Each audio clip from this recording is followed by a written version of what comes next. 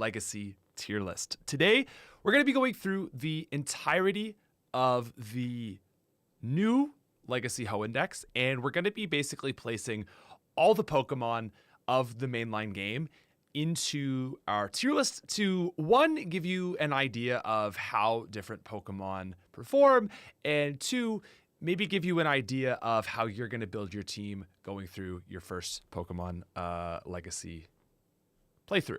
I know it can be annoying to maybe pick up a Pokemon and you're expecting it to, you're not sure how it's going to perform, and you're like, yo, I want this to be good, and it's not. So there is like it's nice to know going in like what you can catch, so that you have an expectation of its performance. We've done a pretty good job of trying to get everything mostly up into like the higher tiers. We've got F tier, D tier, C tier, B tier, A tier, and S tier. So I'll get straight into it, and as we go through Pokemon, I'll talk about what the tiers mean. The first Pokemon that we have on here today is the grass starter. That is Sceptile. Sceptile is...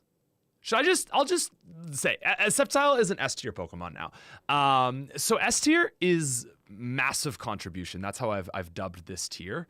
And basically what massive contribution is, this is like how we're sort of determining where we're putting Pokemon, is the overall level of contribution a Pokemon gives through the entirety of a playthrough. So being you're available at the very, very start of the game, this obviously gives you like the most opportunities to shine, because Sceptile is available for every single fight. So it's obviously going to be like super useful. And it's obviously going to be, above average if you're very early, if you can like make a contribution, right? So it's about having the opportunities, but then also capitalizing on those opportunities, because you can also get a Pokemon that's super early and it could be terrible. And then, it's even though it has a bunch of opportunities, it's not able to capitalize any of them. And so that would still be in the lower tier. So obviously what's great about Sceptile is it's available at the very start of the game. It's also, the way I'm looking at this is it's very, very low cost to use. Now you do have to give up the other two starters. Personally, I don't like looking at it like that. I just want to look at it in a vacuum of how it performs. So it takes no cost. It's just free. It's good from the start, and it's really good throughout the whole game. So we've got we'll be looking at our learn sets here. It's got great moves. It's got Razor Leaf now. It's got Leaf Blade. It gets Dragon Claw. It doesn't get Dragon type. We did just decide to keep it as just a pure grass type. But basically, it's a high performer. It's great against the first gym. It's now actually good against the second gym. It's good against the third gym. Watson is electric, obviously not great against number 4. And then you've got like Water Hoenn still. So Sceptile is a really good performer. We gave it 5 extra special attacks, so I think that's now 110. And what I find with Sceptile is like, it's still super frail, but it's able to actually kill a lot of stuff now that it gets Leaf Blade, which has been buffed to 80 power. So Sceptile can actually like do really big damage, which is what Sceptile wants to obviously be doing. It's not the best starter, in my opinion. It's actually probably the worst, but compared to like the Sceptile that you knew, and especially like the Grovyle that you knew, it's really good, and it is an S tier Pokemon. It's actually able to take advantage of the Glass Cannon build and do it well. The next starter that we have is Blaziken, and actually we can just continue on because we're also putting Blaziken in the S tier. So Blaziken is the mixed attacker of this generation. Blaziken has high special attack, has high physical attack, and this is like the most common the most common sort of build in Hoenn. There's kind of like a meme that people say, like, you know, not great other stats, mixed attacker, must be Hoenn. And Blaziken is one of the Pokemon that does this actually really well. So it originally, I think, has 75 speed. And just to put these two starters in line with Swampert, we gave them both 5 base stats. Swampert had 535. These two had 530. So we gave that 5 into Blaziken's speed. So I believe it now has 80. It was just a +5 boost. So that's nice for Blaziken, but I think where Blaziken really, really picks up is actually in its learn set. Because previously, you know, this is kind of actually reminiscent. This Torchic learn set is still kind of reminiscent of Blaziken, where you get like a early Ember, and then you wouldn't get a better move until Blaze Kick, which wasn't all that great. But now with Combusken and Blaziken, we've got like, you know, the double kick comes at 16, but rather than then having to wait from, you know, level 9 or whatever on Ember all the way to 36, you've actually got Fire Punch at 23, which is like a nice boost in power. So now you have good stats and your move isn't falling, your fire move isn't falling off. Then, you know, you've got double kick, 10 levels later, you get rolling kick, which is just 10 power more. But again, it's just keeping that boost up. We also gave Blaziken and Combusken Mach Punch, which we find is situationally useful. Like, you can do some cool bulk up Mach Punch combos. It's not, in my opinion, the best way to use it, but it adds a little bit of extra use for Blaziken and Combusken, and I really like it. Blaze Kick has been buffed to now have a 20% chance to both burn and flinch, which on Blaziken, it's not super fast, so the flinch isn't amazing, but obviously, like, those combined is making Blaze Kick a whole lot better. You've got an earlier Sky Uppercut now, so that's its big move. Sky Uppercut's been buffed a bit. You've got Bounce as well, and then eventually you'll get High Jump Kick, but that's like more battle frontier stuff. So Blaziken is really good through the gyms, really good through, you know, up to, I guess, really like the 5th gym, and then it has 3 really bad gyms, I guess, and then you've got like a great matchup against Sydney. It's useful in a lot of the fights. The rest of the E4, like, it has uses somewhere, I guess. Like, it's not great against Drake, but, you know, it's there. You know, you can use it. Whatever. And then it's really good against Steven, because Steven has like steel types, Steven has rock types. Blaziken's really, really nice now that Steven is the champion once more. So yeah, Blaziken, just a massive contribution, like helping you in almost every fight. You know, it's not the fast sort of like sweeper build that you're just like landing just grass move after grass move with Sceptile. Blaziken's a little more like dynamic, I guess you'd say. Blaziken's able to land some nice special damage, land nice fighting damage. You can also teach it like a good number of moves. And so it's like the more dynamic attacker. It does more damage than Sceptile. It's just not as fast. Also frail. If anyone's been watching the secret, the most recent live stream, Swampert is still better than both of them. If Sceptile is really fast, special, you know, the sweeper build, mixed attacker, Swampert is just like an absolute monster. What Swampert is like the brawler. We were playing, and like I think in the Steven fight, he got a boost on his Metagross, so it had +1 attack after a Meteor Mash, and its Earthquake didn't even do half damage on Swampert, and we were lower level than it. Swampert is impressively bulky and fast enough that it's not always going second, and has like the best 2 coverage types in the game. Like, Stab Ground is amazing, obviously, and Stab Water is it doesn't use Stab Water amazing because its special isn't super high, but you know, with Surf boosting that, like, Surf is just such a strong move. Swampert's a monster, dude. Swampert has always been a monster in Emerald Legacy, and we didn't want to change that. Biggest thing we've done to mitigate Swampert is there's a lot of people that now have Giga Drain. You're going to see a lot more Giga Drain on Crobats, on Tate and Liza's Xatu. You know, Watson has a Plusle with coverage. A lot of coverage moves now for grass, a lot of grass coverage. That's how we kind of mitigated Swampert. But listen, Swampert stays winning. It's just insane. It's so good. Our philosophy with the games is we want this to still feel like the Emerald and to nerf Swampert, it wouldn't feel like Emerald. If you want to play and you want to dominate with Swampert, you could still do that. But if you're running a team of 5 or 6, Swampert is not able to solo like everything now. It's no longer just like press the A button and win. It still takes a lot of thought, but Swampert is amazing. From the moment you get it to the final fight, Swampert will be contributing in pretty much everything. So it is just like absolutely amazing. Now we've got a lot of Pokemon to go through. I won't be able to go through this quite as much for every other Pokemon, but I've got the team. The playtester team has helped me with this tier list because like we just have so many Pokemon here. I haven't been able to play through with every single Pokemon. So the playtesters have helped me out a ton, and we've got like the rest of this. So also want to say thank you. I don't know where that went. Oh, there we go. We've just got a new member. Thank you, Joey. Welcome to welcome. No, it's not. One more try. There it is. We've got a super botch stream. We're just a botch setup. But anyway, Linoone, actually, if you know base Emerald, you know that Linoone is low-key good because Linoone gets Belly Drum. Linoone is actually A tier Pokemon. So S tier is massive contribution. That means like almost every single fight it's able to help out.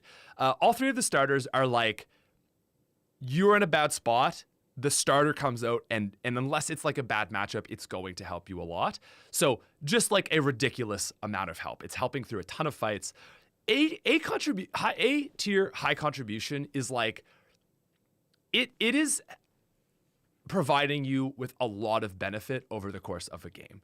It's not standout, like it's not that standout, but it's still a very much above average level of benefit. So, excuse me. The first thing I guess you could say with the Zigzagoon line is that pickup is nice. Like getting some free items, especially if you train your Linoone with pickup.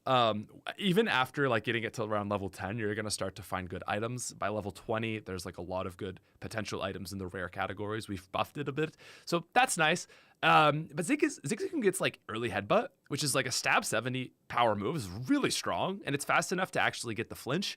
Bad for the first gym, bad for the second gym, whatever in the third gym. But it's got an early evolution, so I actually find like early Linoone has always and Zigzagoon have always been pretty good. But it's Belly Drum in the late game that's not actually a legacy thing. Belly Drum on Linoone has always been crazy. If you know what you're doing, you can sweep the Elite Four with Linoone. Maybe not now, but Belly Drum gives Linoone this sort of late game niche that allows it to continue to be good. And we kind of followed that through actually with Mightyena, which is actually just slightly outclassing Linoone now. So Mightyena used to be really bad. It had Intimidate, but it just fell off. And now Mightyena is actually like quite good. Mightyena has early bite, but now gets Crunch later. And with Intimidate at level 18, like you're just going to be a good Pokemon. Intimidate, like you could have a level 3 Pokemon with Intimidate, and it's like actually a pretty decent contributor to every fight. It's amazing for doubles, but what Mightyena is actually better than that, because Mightyena has decent stab moves, it's got some stat buffs, and what's really cool is it's got a late Super Fang. And we gave it this to sort of mirror Linoone's Belly Drum. It's really nice on, like you'll see Sydney, for example, he uses that, but the Super Fang is really nice because it gives you a base 50%, cut to the opponent's HP. So this gives Mightyena like a pretty good niche throughout the game. It's not the best Pokemon by far, but with its super early availability, there's actually a lot of chances for it to shine. It's really good in the Tate and Liza fight, because you've got that, like, you get the free Intimidate lead on the Claydol to nerf its Earthquakes. You're immune to Psychics. You've got Stab Crunch. Like, Mightyena is a pretty good Pokemon. I'm pretty impressed by it. Now, I don't think Beautifly is very good, but I actually haven't ran Beautifly. I could talk about it though. Okay, so playtesters have put Beautifly in C tier, below average contribution. I'm not really surprised by that.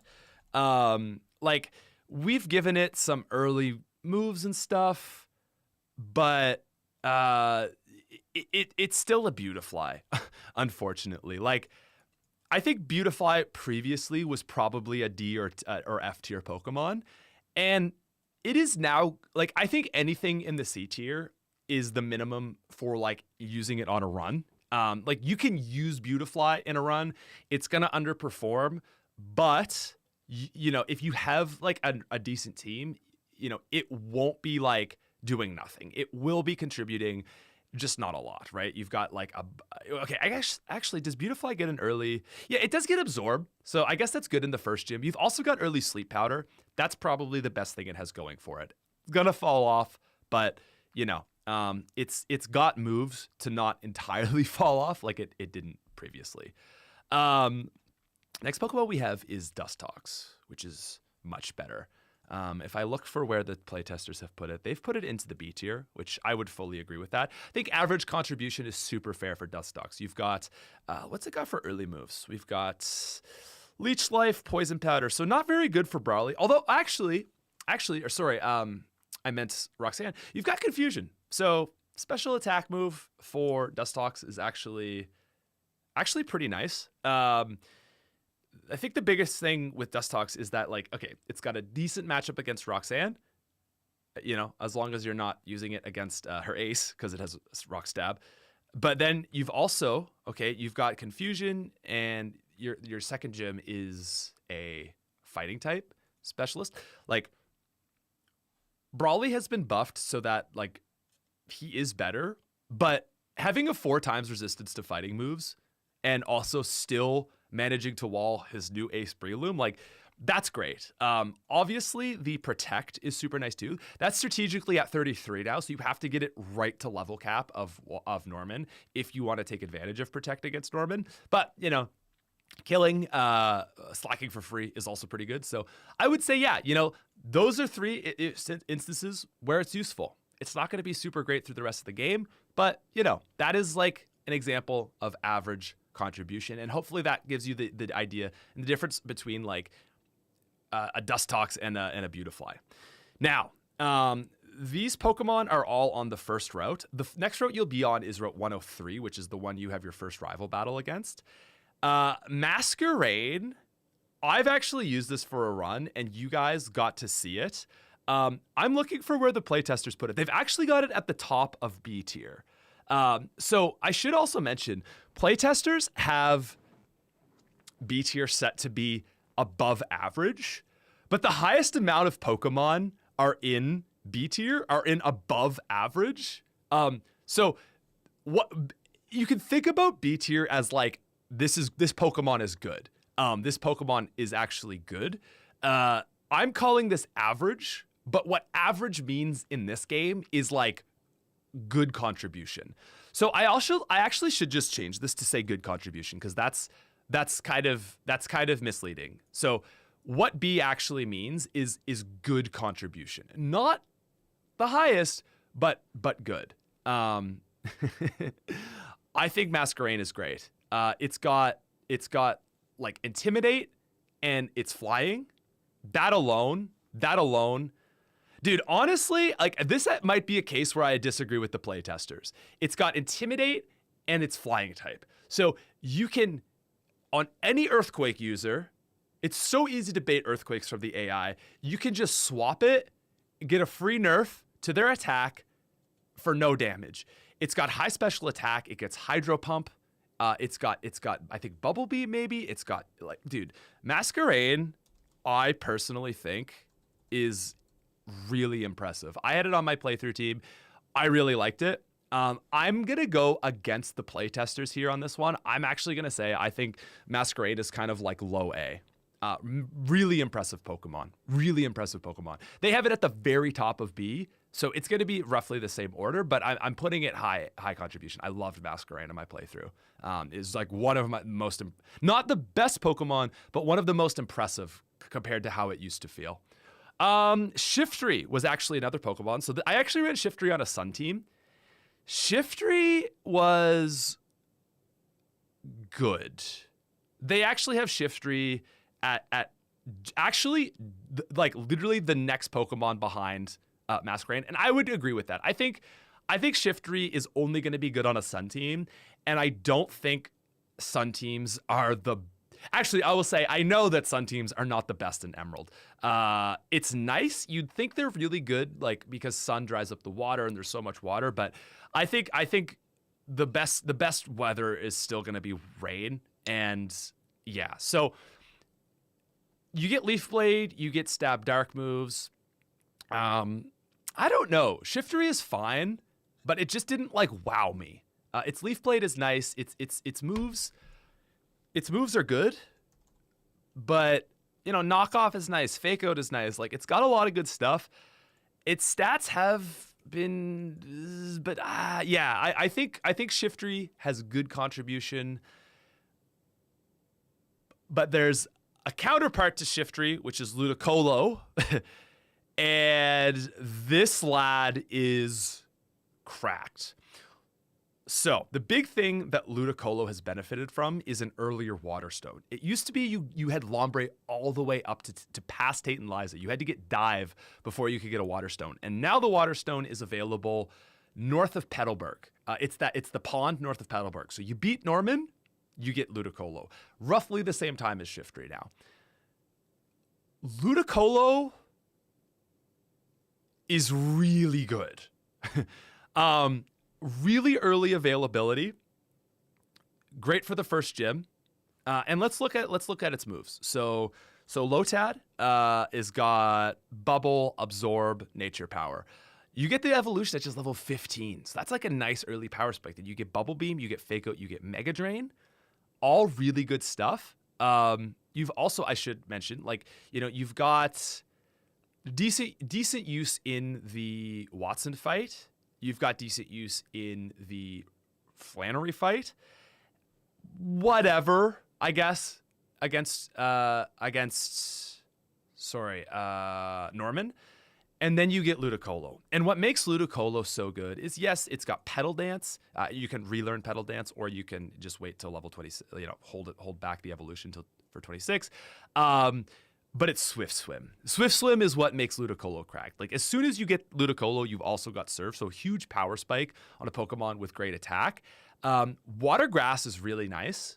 And again, Swift Swim makes Ludicolo such an absolute monster because you get the speed boost, and now your water moves are doubled. So like, dude, Ludicolo is just a monster. It's just an absolute monster. Like, you can run a rain team with these two guys right here. You just win the game. It's just free. The Ludicolo is so good now. And I'm glad, because Ludicolo has always been good.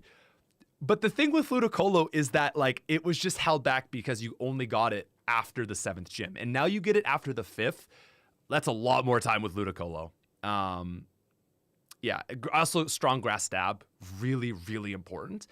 I should also mention, yeah, it's a water type that is super effective against water types. Yeah. Yeah, Giga Drain is better on Ludicolo, but Petal Dance is a fun way to run it for just massive damage. Better to do Giga Drain and get the healing. And yeah, Ludicolo just murks everything. It's crazy that we're just talking about so many like back-to-back good Pokemon, because literally Gardevoir comes up here, and everything I just said about Ludicolo, Gardevoir's better.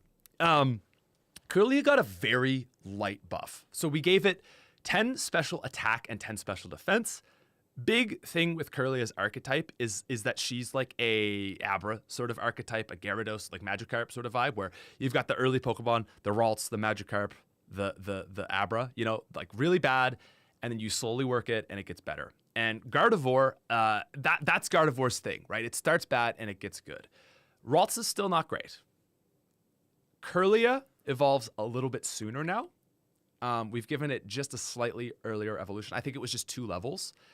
I should also mention, I'm holding off on the top 5 for the end of the video. In case you're wondering who's in the top 5, I should mention We will reveal the top 5 at the very end of the video. Gardevoir. So Kirlia is a little bit comes a little bit earlier, so you don't have as much suckage with Ralts. Kirlia gets plus 10 special attack and plus 10 special defense. We wanted to leave it a glass cannon, but we just thought like Gardevoir has such monstrous stats. We wanted to show off its best 2 early, which is special. So we gave it a little bit of a boost. That helps it a bit. It can deal more damage, really, is the big thing. And then you get Gardevoir. Gardevoir level 30. It's the best electric type in the game. It's the meme we've been saying for the last 8 months now. Thunderbolt Gardevoir just wins. Calm Mind Gardevoir with Thunderbolt and Psychic sweeps the Elite Four. Probably not Sydney, but everyone else. Like, dude, Calm Mind Gardevoir is so cracked. It's been one of the best Pokemon forever, and it really just stays winning. Now, next interesting Pokemon here is Azumarill. A Pokemon that got really good in future generations is still not quite. It's still not quite like as good as it gets. Huge power is really nice, but unfortunately, because this is Emerald and we have no special split, it just can't take advantage of its water stab to do really big damage with pure power. I think it's got pure power, not huge power. It's a good early water type. It will be a good contributor for your run. You know, water is always good, and being an early water type is better. I think the biggest thing with Azumarill though is like it just kind of falls off because there's so many better water types. So yeah. Yeah. Azumarill is huge power. Medicham is pure power. Always mix that up. Anyway, I like Azumarill. I think you'll have a good time with it. It also has an early evolution, which is nice. But I think its early game is going to be the biggest contributor. Oh my god, Swellow. Okay, Swellow is also an S tier Pokemon. That's probably no surprise. Guts Facade, who would have thought, stays good in Emerald Legacy. Not really like big changes to Swellow, if I'm being honest. Swellow is one of those Pokemon that just was crafted well to begin with. The only change I think is Sky Attack at level 55. So that's like gonna be a Battle Frontier thing unless you're like Nuzlocking and level capping. So Swellow's actually like pretty much the same. Like I guess you could almost say that Swellow got worse because everything got better. But it's still amazing. Like you get early wing attack.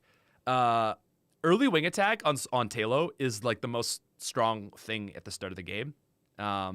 Because, or maybe actually I suppose Linoone's headbutt would be stronger because that's 70 stab, or Zigzagoon's headbutt, but like wing attack, like, dude, it is, listen, Talo, just trust me, is before anything evolves, Talo is the strongest Pokemon with wing attack in the game.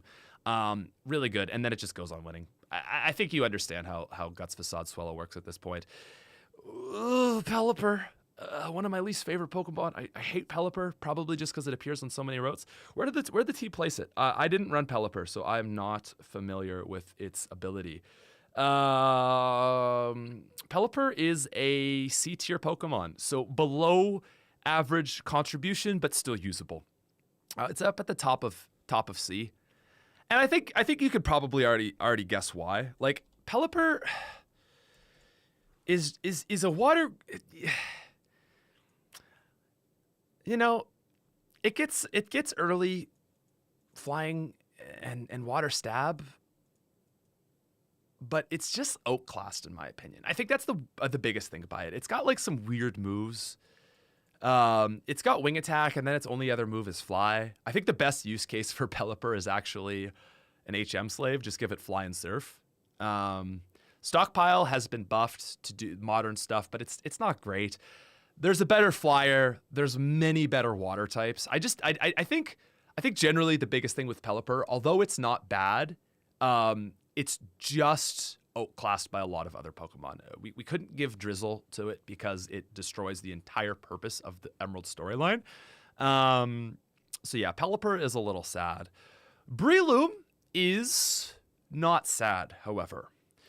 Breloom is a fighting type that happens to both resist and hit water types for super effective damage. You'll find both Ludicolo and Breloom are similar in that respect, where they are maybe not quite as much Ludicolo, but they both feel like not like their other type is their primary type, and it's like, but they also happen to be grass type, you know? Breloom is just a monstrous fighting type Pokemon. You get 130 attack with Mach Punch at like the very start of the game.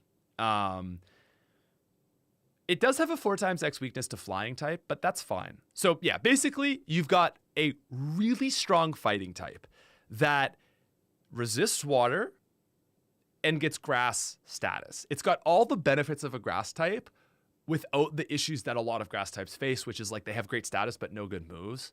Breloom just combines all of that into one.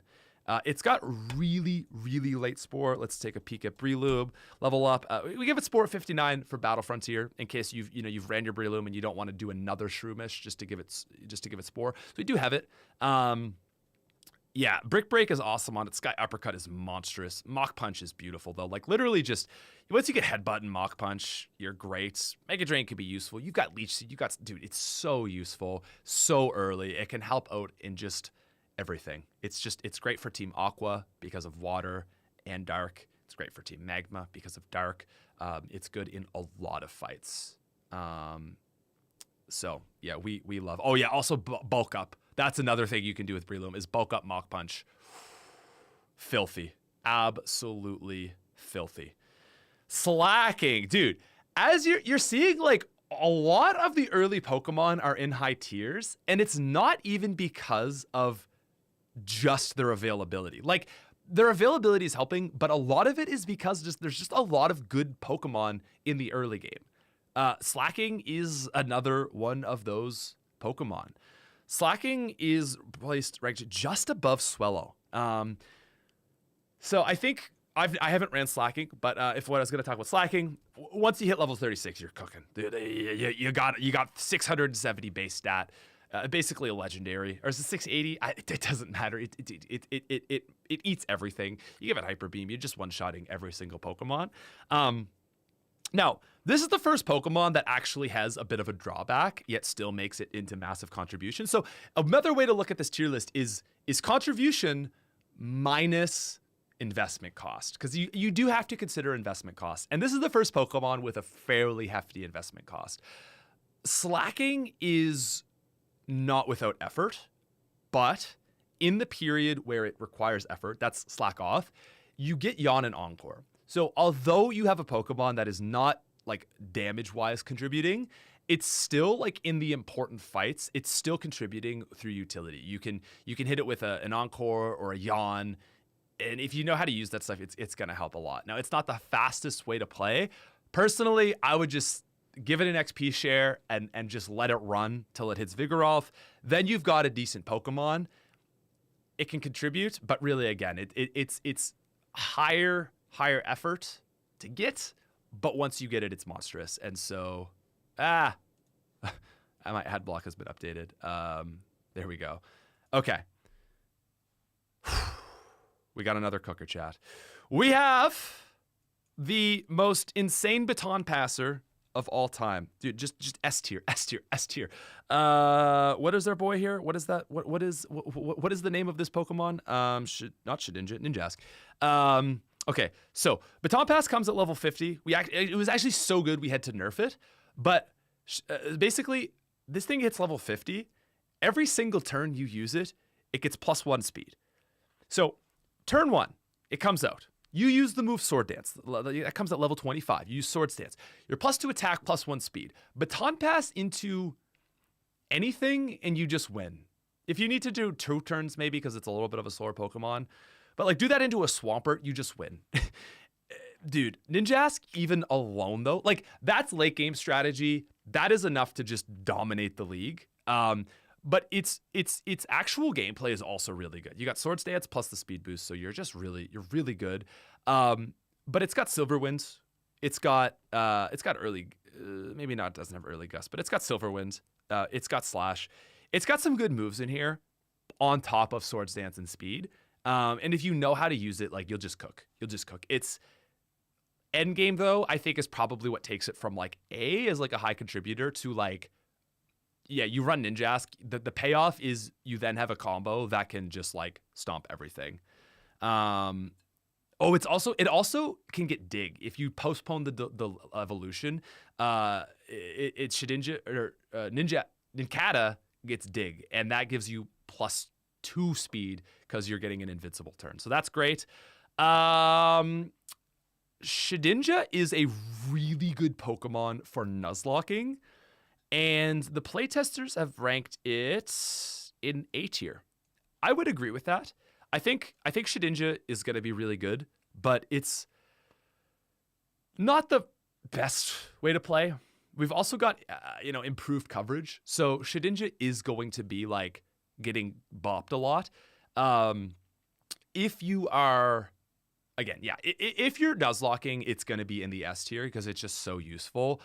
But I just think that there's more to kill Shedinja, and there are more efficient ways to play the game. So it's a really good Pokemon. You're going to have a good time with it. But outside of Nuzlocking, it's not quite as high as people like to rank it. Camerupt, we've got an early Numel trade now in Rustboro. So you can pick that up, take advantage of its nice early placement and also trade XP. The disobedience has been fixed so that now it basically follows the level caps of the gyms up to about like gym 5 or 6, and then you're just pretty much good. So if you really hyper level your Numel, you will, like if you hit level 16 for Roxanne, it will stop obeying you. 21, I think, or 20 for Brawly. But early Camerupt definitely helps it. Enough to come into the B tier. This was a Pokemon that suffered a lot just because water's so prevalent in the game. And I just ran Camerupt. I found it to be honestly still pretty lackluster. It has amazing moves, I will say. Like fire, ground, rock. You're just wrecking everything. Also, Flame Body is really nice. I think it's a 30% chance. It's got Flame Body now. It's a 30% chance to cause a burn. It's really useful. I think it has good contribution. I think it's probably there. I don't think that it is one of the best Pokemon in the game, but it's pretty good. Delcatty. I'm curious where the team ranked Delcatty. My experience has just been fighting Wally's Delcatty, and it absolutely bops me. Ulka, thank you for the gift. We appreciate that, man. Dude, thank you so much. Really, really appreciate that. Always good to see you, dude. Where is Delcatty ranked? It's in one of the lower tiers because whenever it's in one of the lower tiers, I clearly can't find it unless. No way. Is it high? Oh, okay. Delcatty is like B. Yeah. Again, I haven't used Delcatty. It's just above Azumarill. Delcatty's just a big utility mon now. It's got way better stats. You can get it fairly early, by Meteor Falls. It's got early Sing. That's enough to make it pretty useful. That's enough to give it, some good fights. Its first 2 gyms are really bad. Rock into fighting. But, Charm is nice. Sing is nice. Attract is whatever. And then, it just continues with some decent utility. Encore. It's a utility Pokemon. Grumpig, super early now. I ran Grumpig on my first playthrough of Emerald Legacy about a month or 2 ago with my Sceptile run. I found Grumpig to be pretty impressive. Its early game is great because stab psychic early game is really nice. So it comes around the same time as Gardevoir. Utterly outclassed by Gardevoir in my opinion, but it's got enough to differentiate it, and I thought it was pretty good. I was impressed by it. Like Spoink's early game is so monumentally better than Ralts and Kirlia's that's where it really finds a niche for itself. I found it kind of fell off. It gets like rest and sleep talk later, which is kind of cool. We've got it in B tier, and I think I would agree with that. I think it's again a good contributor, but not one of your better Pokemon. Ninetales is also now available early. So Spoink is on Route 116 above Rustboro, as is Ninetales. Wow. Okay, so the team has ranked it in the C tier, so below average contribution. Early game, it's not great, is it? And fire type struggles. That's fair. Fire type is not great. Blaziken is like the only fire type actually in the both S and A tier. Ninetales, Will-O-Wisp is cool. Flame Wheel is a move. Sunny Day, it can be a relatively fast sunsetter. I think that's probably its best niche. But it also gets like Will-O-Wisp. It also gets Shadow Ball. Yeah, it's not amazing. And that's fine because it's been around for a while. But Shadow Ball definitely helps. It actually learns Shadow Ball on its own now. Exploud, so Whisper sucks. The whole line has gotten stat buffs, I believe. At least the second two. Not sure about Whimser, whatever, the Wimple. We've got the team ranked it in, I'm assuming it's like a B tier, but maybe it's another Pokemon that I haven't actually used. So we've got it like sort of towards the bottom of B tier. There's a trade in Fortree now for one, so you can kind of skip its like really bad section and then get it as a Loudred at level 30, which you trade this person to Kecleon now. You get it at level 30. You've got the boosted experience. Kind of helps you get to Exploud, where it's good. Like Exploud is useful. It's still a normal type though, so it's okay. Man, I feel like I'm just yapping, and we've got so long to go. So, chat, I just want to Arrow says that Exploud slaps. I want to just check in and see hi everyone, how's it going? How are we feeling? The thing with the earlier Pokemon too is there's more to say about them because there's longer in the game that they run. So there is a little bit more to discuss. Anyway, so yeah, someone asks in the chat, can we evolve Golem? Yeah, so this tier list that I used had both of them, but in Emerald Legacy, Pokemon will evolve. There's no trade nonsense, so you don't have to worry about just running Graveler. So we'll just boop that guy back. Golem is now acquired a little bit earlier, actually, before Roxanne, in the Rust Turf Tunnel, and I used it. Golem is awesome from gyms 1 to 5. I'm a big Geodude stan, and I love Geodude. It's amazing in the first 5 gyms, and then it just... Actually, I guess you could say 6, because, yeah, it's... No. You want to think that it's good against Winona, but the only Pokemon it's actually good against is Swellow, and Swellow has coverage. Like, yeah, no, it's only good up to the first 5 gyms, and it just falls off a cliff. Yeah, so they ranked it in B tier. And that's tough, because if you're looking to run this Pokemon, you could say, oh, it's got good contribution, but it really falls off after Winona, and like there's just nothing else it can do. So kind of like Johto, but then there's no like flying type champion.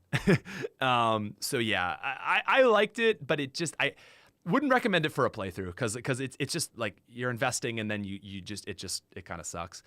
Oh, we got JR Glenn. I don't know. Wait, whoa. I gotta hear this. Wait for it. Do we have music? We have sound effects? Okay, there it is. JR Glenn, thank you for the 20 bob chat. Can we show JR Glenn some hearts, some heart emojis in the chat? Says thank you for making all the legacy games. Dude, thank you so much. Guys, we've got 1,000 people in here on the date of the Emerald Legacy release. Dude, come on. How hype is that, guys? We are tomorrow morning, Emerald Legacy is releasing. Who is excited? Who is ready, dude? The trio is going to be complete. Damn, yeah. Wiglytuff. Now available as an Igglybuff in Rust Turf Tunnel. I am assuming that this thing is not very good because it's an Igglybuff. And it is ranked in the... I'm looking for a pink Pokemon. It's in the B tier. So, yeah, it's all right. Wigglytuff is... Well, it's a Wigglytuff. It's kind of like a Delcatty, but you know what? I would say probably very similar to Delcatty. It gets the same legacy buffs that you see in the previous games. Body Slam, Lovely Kiss, Fake Tears. Charm, actually, Encore, a lot of good stuff, a lot of good utility. You can use this Pokemon. It will benefit you a lot. It is a support Pokemon. So yeah, B tier. We got Victor with 5 gifts. Dude, good to see you again, Victor. As always, man, I really appreciate it. Thank you. Let's show some love for Victor for showing you guys some love. Yeah. Thanks again, dude. Always good to see you. Crobat, one of the best Nuzlocking Pokemon, is an A tier for base playthrough. Yeah, I mean, Crobat has only really been benefited just because it gets better moves now. Crobat always suffered from bad attacks, and it's still not amazing. But, you got Wing Attack, you got Sludge, you got Poison Fang now, Air Cutter. I hate Crobat so much playing against them in the game, but that is just what Crobat is. It's got 2 or 3, 4 times resistances, and it also is immune to ground. So it's really good defensively if you're Nuzlocking, but it's not the best at killing things. So that's why I would say it probably is A tier. It's going to be a big contributor. It's going to help you out a lot. But yeah, I agree with that. Now, this is a big one. So again, I should also mention Golem evolves, or Graveler evolves into Golem at 38. Kadabra, you don't have to worry about trait evolutions on either because Alakazam comes at level 42. So it's a pretty late one. It's a lot later than Gardevoir, but Kadabra's mid game is much better than Curlius. So yeah. This is a Pokemon that is able to do a lot of good.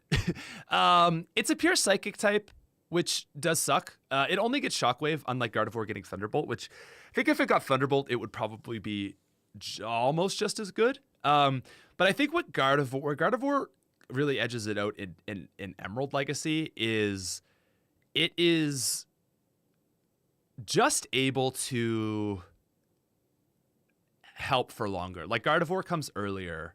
Alakazam, it's not like you could just trade it at level 16 to get an Alakazam and stomp the game. You got to wait till 42, which is long enough that I you've got it for Tate and Liza. Okay. You've got it for Wallace. Sure.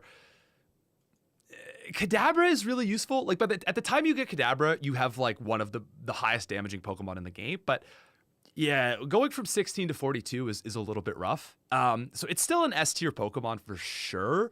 But I think that it suffers a bit now that you can't get like the instant freight trade. But if you're used to only running Kadabra, it's better because you can actually get it. The Ferrari Kid with a 10 bump says, just want to say thank you and to you and your team for all the hard work and dedication you guys have done for all the legacy games. Truly an amazing feat that y'all have done. Awesome job, dude. Thank you. And I'm excited for you guys to play this tomorrow. Nosepass, guys, are you ready? This is sad. This is sad. The playtesters have put Nosepass in F tier, which is not worth using. So Nosepass has been given some moves, but Nosepass is a single stage Pokemon. Now available the first time you go through Rust Turf Tunnel, so it does come easier, but available right before the Fighting Gym. It's not very useful. Then you've got the Electric Gym, then you've got the Rock Gym, and then you've got the normal gym. So that's its best case right there, that slot 3 to 5. And even then, it's not amazing. And then after that, again, like Golem, but worse, it falls off really hard. Personally, and this is part of because the playtesters have a slightly different tier ranking system. Their F tier is not worth using. D tier is below average or something is just clearly better. Personally, I think Nosepass is low contribution. I don't think it's quite like an absolute meme status of Pokemon. There's really only one Pokemon I think that deserves F tier, and it's like intentionally an F tier Pokemon. I think that Nosepass will contribute. I think it's going to help you in the Fire Gym a bit. Thunder Wave is nice. But yeah, like, it just doesn't have the stats. I don't know, man. It's awkward. It's an awkward Pokemon. It's a waste of EXP. I agree. It is not a very good Pokemon. I don't recommend running it. but I do think it's better than F tier. Sableye is available in the Granite Cave as well, but we basically swapped Nosepass and Sableye. We made Sableye better, and in doing that, we had to push it a little bit because it was just like ridiculous if you got it the first time through Granite Cave. So now it's a Rock Smash encounter instead of Nosepass. The team has put it in C tier. I fully agree with that. I think Sableye is just okay. It's got a lot of utility, but having no weaknesses is not good when you're facing the AI. You want a Pokemon that with lots of like quarter resistances and stuff. That's great. It's got decent moves. It's got decent stats. It's a single stager. It's gonna fall off. So yeah, I'm not a huge fan of Sableye, but we did everything we could do for it. The sooner you catch it, the better. You can catch it right after Watson, but yeah, it's just not amazing. Another Pokemon in Granite Cave is Hariyama. Say it with me. S tier. Oh my god. Any playtester here, if you want to tell me why Hariyama is better than base Emerald, you go ahead.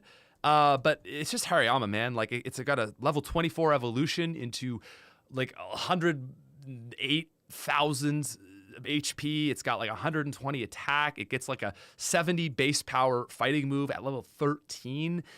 Brick Break, Belly Drum, Body Slam. Oh my god, dude, it's a monster. Guts? Oh, get out of here. Even Thick Fat, dude. Like when both of its abilities are like amazing. Monstrous. Absolutely monstrous as always. Now, we got to talk about Aggron. One of the most loved Pokemon. People love to say Aggron, dude. Back when I was a kid, it was a monster.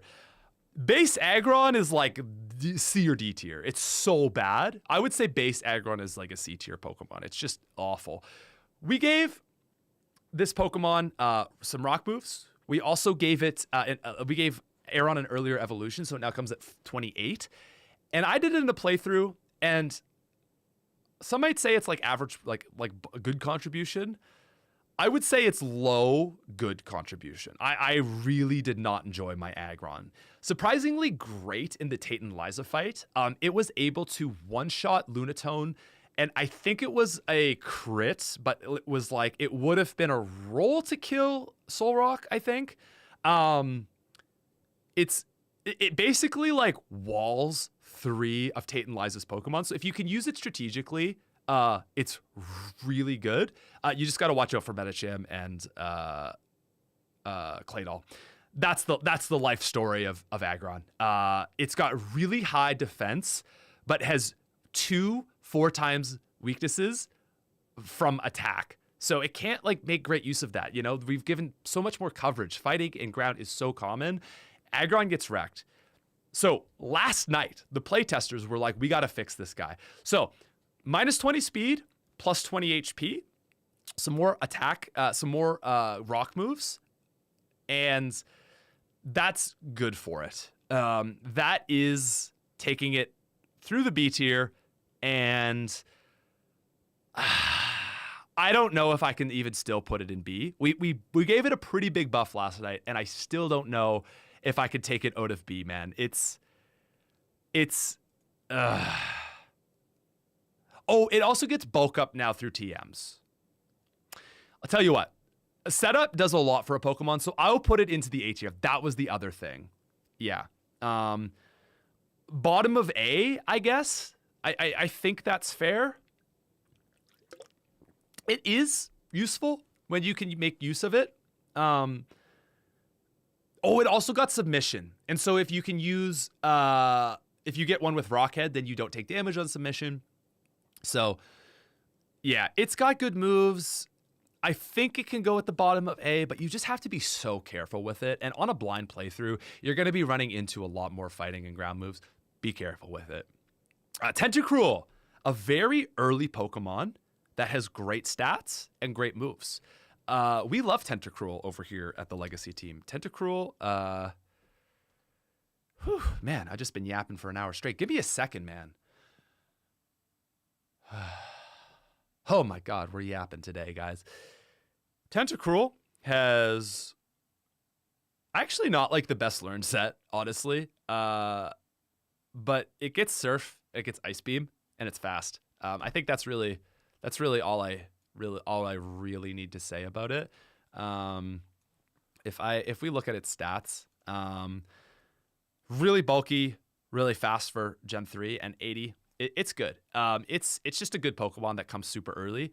It's one of the few Pokemon that's really useful. One of the few water types that are good against Flannery too, which is actually quite standout. Definitely an S tier Pokemon. I think it's got great availability. You can get it just after the first gym. Yeah, great special defense. Great special defense. Yeah. So this is an interesting one. Yeah, Seadra, actually, we don't have to worry about because no trade evolutions. Kingdra, really strong. Really strong. Really strong. Horsey's available on the route above Dewford via Good Rod. So you can catch it really early. And if you want to be insane, you can actually get the Dragon Scale off of it.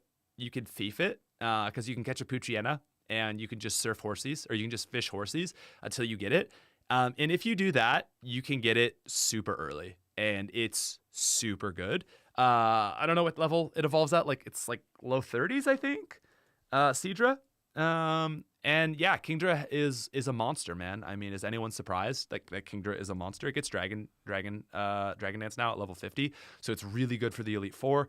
Dragon type is always really good, and getting it early makes it even better. Body Slam is awesome. Dragon Breath, it's going to be useful against a lot of the dragons you face. You can also throw it Surf. You can throw it Ice Beam. It's super bulky. It's amazing in Nuzlocke. It's probably going to be one of the best Nuzlocke Pokemon, and it's already one of the best Pokemon in the game. Yeah, also, that Will makes a great point. 4 times resist to water. Really good, man. Really good. It's really good. I think I'm actually going to rank it a bit lower than how the playtesters have put it, and that's simply due to the cost. It takes a little bit to thief a Dragon Scale at 5% on Horsies, and I think that again, because I'm looking contribution minus investment cost, I would put it a bit lower. I think I would put it down here with like Hariyama, just a little bit. Yeah. It's really good, though.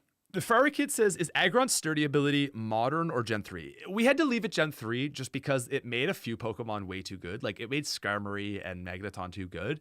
So we sturdy is basically a useless ability. Yeah. The only useful Pokemon fight, the only fight it's useful for is Glacier's Walrein and in the Battle Frontier.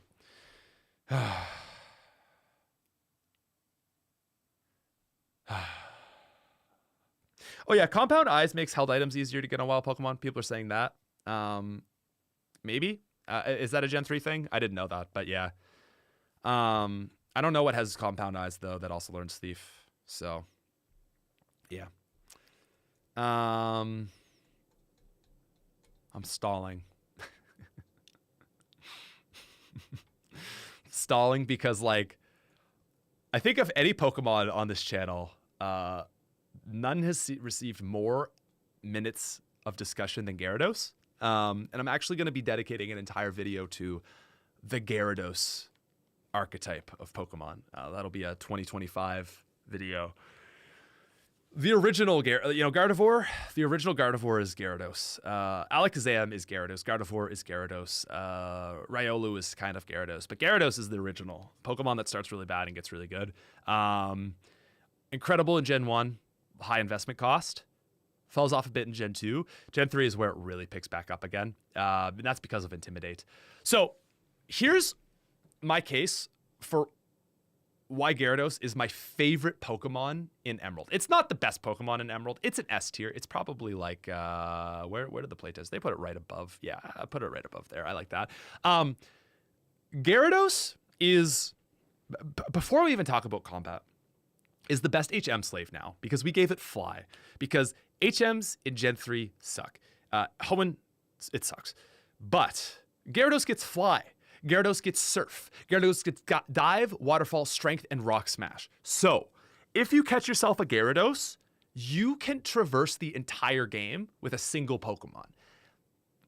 What's even more important, because you depending on your team, you might run into an issue where you have to run an HM slave still. I've done a Sun team. I didn't have a Surfer. So what I did is I might not even, but what I should have done if I didn't is I should have had a Gyarados. Because Gyarados is an HM slave, but unlike a Zigzagoon that isn't going to contribute to combat, Gyarados is flying Intimidate, just like Masquerain. So you have a level 20 Gyarados. You're fighting, you're the Maxi Double Battle, level 45. Oh, well, you probably shouldn't run it there. But, regardless, you have a Pokemon that can contribute in every single fight, even as an HM slave. That is how good Gyarados is. That alone, okay? Now, you've got monstrous stats, level 20, and you've got good moves. You've got like Stab Return. It's best. Give this thing Stab Return. You've got Surf. You've got Fly now. You've got late game Bounce. You've got super late game. We actually nerfed Gyarados and it's still S tier. We nerfed it by giving it Dragon Dance level 57. So Nuzlocking, you can actually have it for exactly the champion fight. Outside of that, it's mostly just for the frontier. And it's still like high S tier. It's monstrous, dude. It is insane how good Gyarados is.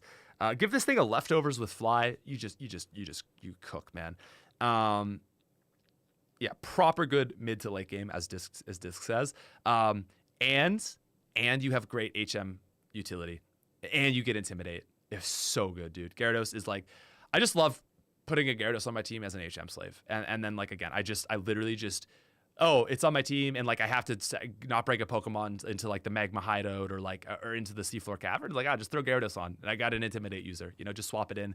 For the sack, you get a free Intimidate. It's awesome. Crawdaunt has been made earlier. You can pick up a Crawdaunt at actually. I'm just gonna ask the playtesters in chat. Where is Seaking? Is Seaking is Goldeen an Old Rod encounter? And if so, where? I think it is, but I don't know. Corphish is available on Route 109, which is the beach route with an Old Rod now. It sucks being not an awesome water type because, you're just going to not be amazing. I wouldn't really recommend Crawdaunt. It's not that great. It's not even the best water dark type in the game, It's fine.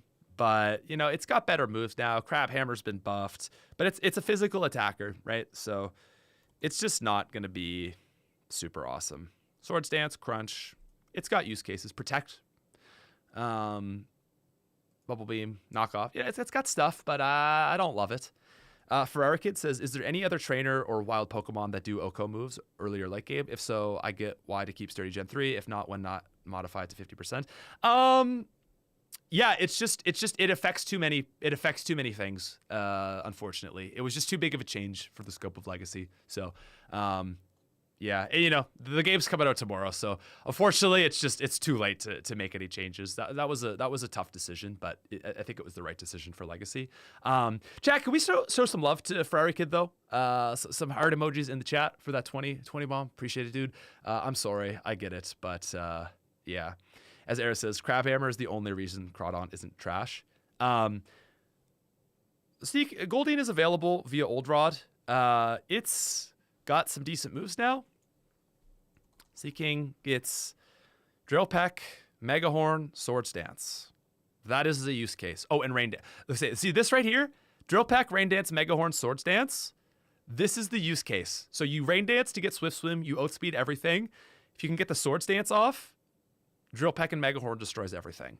It's really hard to do that though. So use case, but it's just not amazing. Playtesters have it in bottom of C. So yeah, it has a niche, but it's really hard to do that niche. So yeah, Corsola was previously an F tier Pokemon because it was such a late encounter. Zach is the 13-month member, says, I will fight for Corsola. We've put Corsola as an old rod encounter in Slateport, so another early water type. Corsola is good for the mid game. Really good against Flannery, good against Norman. Surprisingly, probably okay against Winona. It's got decent moves, I guess. It's got moves. Corsola is not an F tier, but I would put it in low contribution. We were like, again, you know, no Pokemon goes from like F tier to S tier because that's, you know, we don't want our tier. Like, look at this tier list right now. Does this not look like a base Emerald tier list? It looks pretty similar, right? We don't want it to look different. We just want to bring these bad Pokemon up, and that's the best we could do for Corsola. It's much better. It contributes, but yeah, it's not super amazing. The next Pokemon we have is Rapidash, which was actually ranking lower than Ninetales. So if you're running a Sun team, one of these two Pokemon is probably a staple because you want a fast Sunsetter, and these are the two fastest fire types that can set Sun. Rapidash is now available in the game on the route above Slateport, so the cycling route, I think. I've ran it, and it's pretty bad. It doesn't have great stats. It has a super light evolution.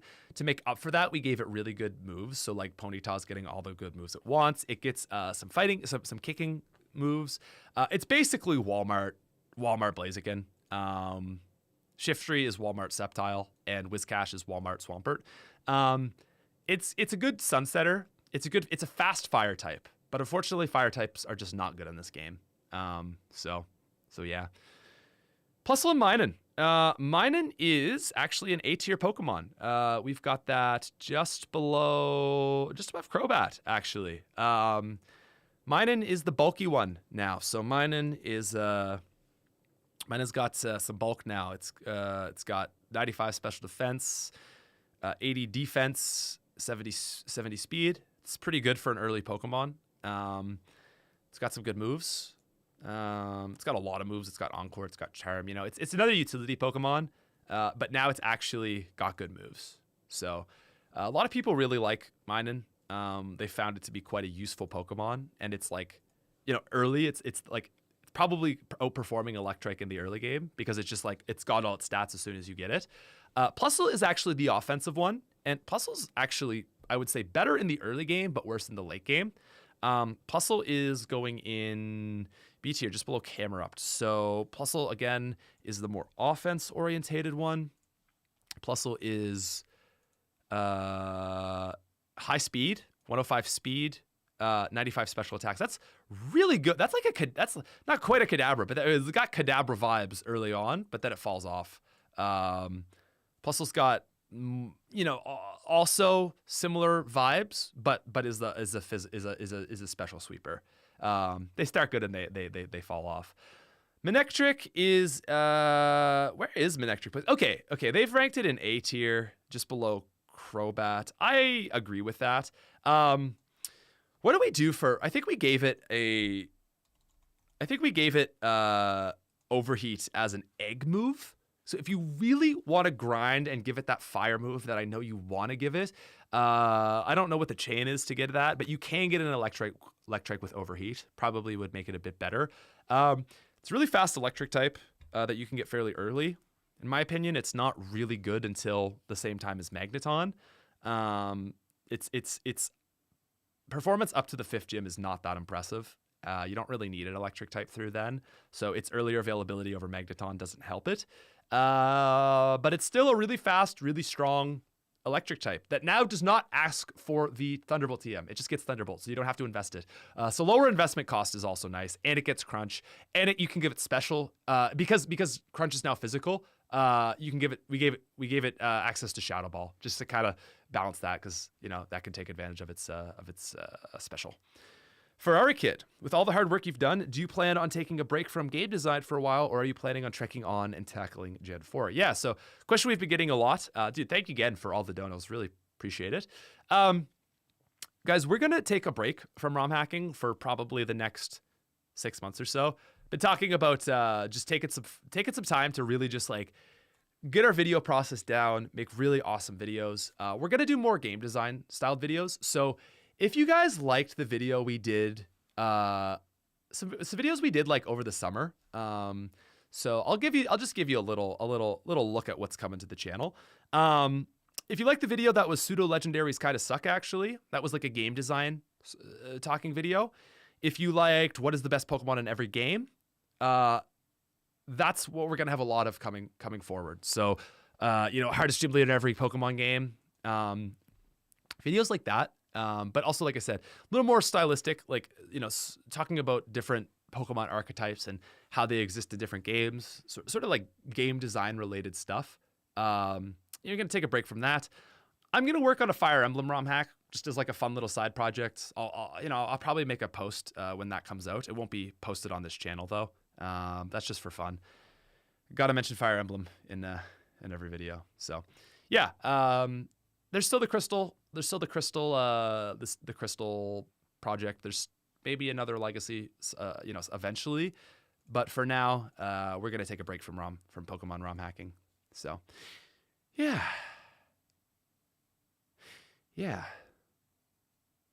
Just give me a sec. I just got to take a moment to just rest my voice. We're in yapping.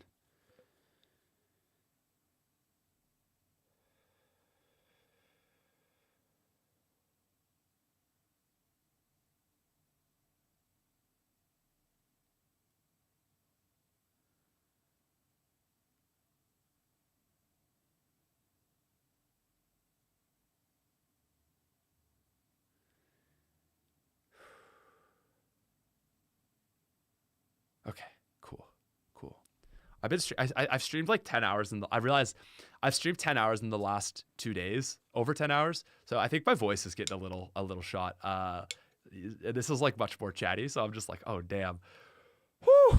But we'll keep it rolling. What do we got? Swalot actually, going in the A tier. So Swalot is just below Manectric.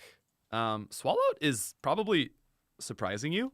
Yawn is great, man. Sleep is awesome. Encore is awesome. Amnesia is awesome. Body Slam is awesome. Toxic is awesome. And it can recover. I wonder if it gets bulk up. Bulk up recover is a really good combo if you can nail it. Swalot is like just surprisingly useful for a poison type. Feels like one of the first times they nailed a poison type. Like Muck and Weezing are not going to see quite as high rankings. For our kid, I don't mean to be distracted question, but do you have a favorite team for each of your legacy playthroughs and or favorite run? I think the Sceptile run was my favorite overall, but every team had some really impressive Pokemon. And we're gonna get to those Pokemon that I've ran. They're much more in here, so we'll talk about them more as I go through and just say like what's impressed me and what hasn't. Rapidash didn't impress me. Chris says, based on what the team has done, did you prefer Gen 2 or 3 for ROM hacks? Gen 2, without a doubt. It's my favorite generation, and it's a little more simple. Emerald gets a little more complicated, and I think there's less return on an Emerald ROM hack because Emerald's a better game, whereas Gen 2 was so bad that fixing it gave it such a bigger gap of improvement. Okay, so we're almost through the route, the cycling road route. So next up is Vileplume and Blossom. So you're going to get Gloom on like this route or Oddish, and then it's going to be instantly really good for the Watson fight. Vileplume comes on the way to Fortree City. So a little bit later than Blossom. The Sunstone and Moonstone are now in Meteor Falls, just on the floor. So Blossom's actually a Pokemon that like really impressed me. Blossom is like sneaky good because it's got chlorophyll, so it's a fast sleeper, and that alone makes it awesome. but it also, I'm pretty sure, is it a Leech Seeder? I don't know if it's a Leech Seeder. It's definitely a Giga Drainer. Magical Leaf, Stun Spore, Razor Leaf, Morning Sun, Giga Drain, Sunny Day, Petal Dance, Solar Beam. Oddish has got, okay, no Leech Seed on this line, but like healing moves plus sleep plus potential for high damage plus fast. I love Blossom, man. Blossom, like, actually, I had so much fun with it. I don't know, man. The team's got it in B tier, like low B. And I just don't think I agree with that. I think Blossom is actually a really good Pokemon. I don't see how it is like only in B tier. I would actually put it at like the bottom of A. I thought Blossom on my Sun team was a really high contributor. It was better than Shiftry. It's just really impressive. I really liked Blossom.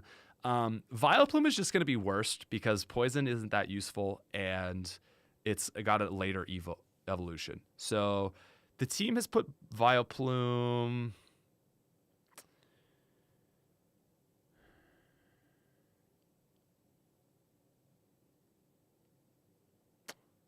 I actually don't see Vileplume. Where the heck is Vileplume?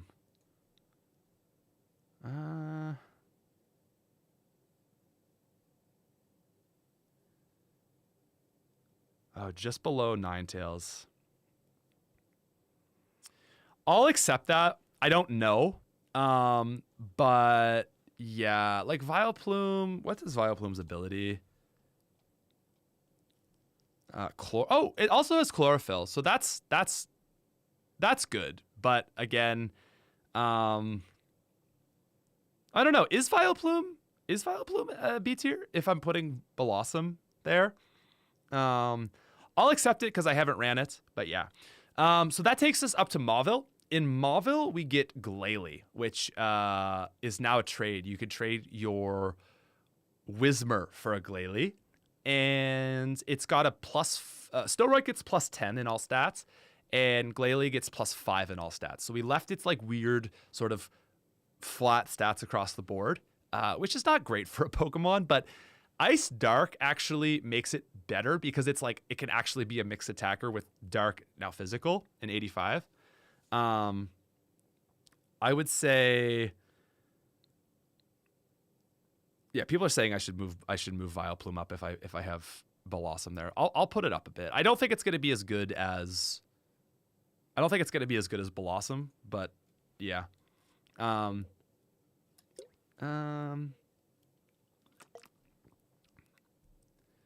Yeah, so Glalie is the earliest ice type you can get, which is kind of cool. It's just an ice type. It doesn't have dark stab, but it has dark moves. Early ice type. It now evolves at level 36. It's placed at the top-ish of B. I would agree with that. I think there's a use case for Glalie. Like if it's a Pokemon you've always wanted to run, you'll have fun with it. Also benefits from bonus static speed. That really helps the line. Less cost is always nice. Maybe I should put Vileplume higher still. I'm gonna put Vileplume up. I keep Vileplume up. Now Roselia is probably better than both. I think the playtesters have it higher, and I think I agree with that. I think Roselia's got great moves and just instantly comes with all its stats. So it's got Toxic, it's got Petal Dance, it's got Synthesis, Solar Beam, it's got Magical Leaf, Leech Seed. Leech Seed is really nice. Stun Spore, Grass Whistle is also Sleep. So that's a big thing, is that it also does eventually get Sleep. Roselia's stats also now are somewhere half between original Roselia and Roserade. So it got plus 10 special attack. It got plus 10 special defense. I think it got maybe speed. So that's nice. It's got Natural Cure and Poison Point. I suppose neither are amazing, but Natural Cure could be useful. I was really impressed by Roselia. I'd put it up with like Blossom. I think Roselia, like its best performance is Watson. You just catch it and it just kind of curb stomps Watson, other than his Well, actually, I really don't know what. I guess like Chinchou has icy wind, so that might catch you up. But yeah. Okay, so Volbeat and Illumise. Illumise is pretty bad. It's pretty down here. Can only do so much for these guys. Can only do so much. You got moves. It's just a bad support Pokemon. We made it as good as we could, but it's just still bad. Volbeat is a little bit higher. I'm assuming that's because of Tail Glow. Let me see. Wait, yeah, Tail Glow, Baton Pass. That's probably why this is getting B tier. I haven't ran it, but I would agree with that. Probably don't use Illumise. Probably run Volbeat. Illumise is a worse Minun, which is pretty good. Huh. Interesting. I'm going to just go with the playtesters tier list. I mean, but you saw its moves. If you like that, you could still run it. Sandslash, also. We decided to push Sandslash earlier because getting it by the desert is just way too late for it to really shine. So it's available on the same route as Roselia, Volbeat, and Illumise, west of Mauville. Sandslash is... It's okay. It's going to give you a good Watson fight. It's going to help in Flannery. It's probably going to start to fall off after that. But, giving it where it is now, like previously it didn't have those fights because it was in the desert. So it was like awful. Playtesters have got it at like towards the top of C, which I would agree with. Like, I don't think you're going to have a very fun time running Sandslash into the Elite Four. It's okay. Playtesters have put Medicham. So Medicham is now available north of Mauville. So on the way to Fiery Pass, that little section of grass just before you get there. Playtesters have put it in A. I found Medicham surprisingly good. They've got it just below the early encounters. Pure Power goes pretty hard. It's got an earlier evolution now. So Medicham... dude, Meditite, I used it and it was good. It was strong, dude. You've got Calm Mind, you've got Rolling Kick. It's got a cool type combination too, where you're not getting wrecked by Dark, and you're not getting wrecked by something else. Bug maybe? I don't know. There's something. Its type coverage is it's got an interesting combo there. It's mostly just using fighting moves though. But yeah, Pure Power goes hard. Slightly earlier evolution now. When is that evolution actually? 33 now, so slightly earlier. So you can get it for Norman. That's what we did. We wanted to give it to people for Norman. It'll cook Norman. Yeah, Dark Psychic and Bug. Thanks. So yeah, it's pretty sick. I find Medicham really good.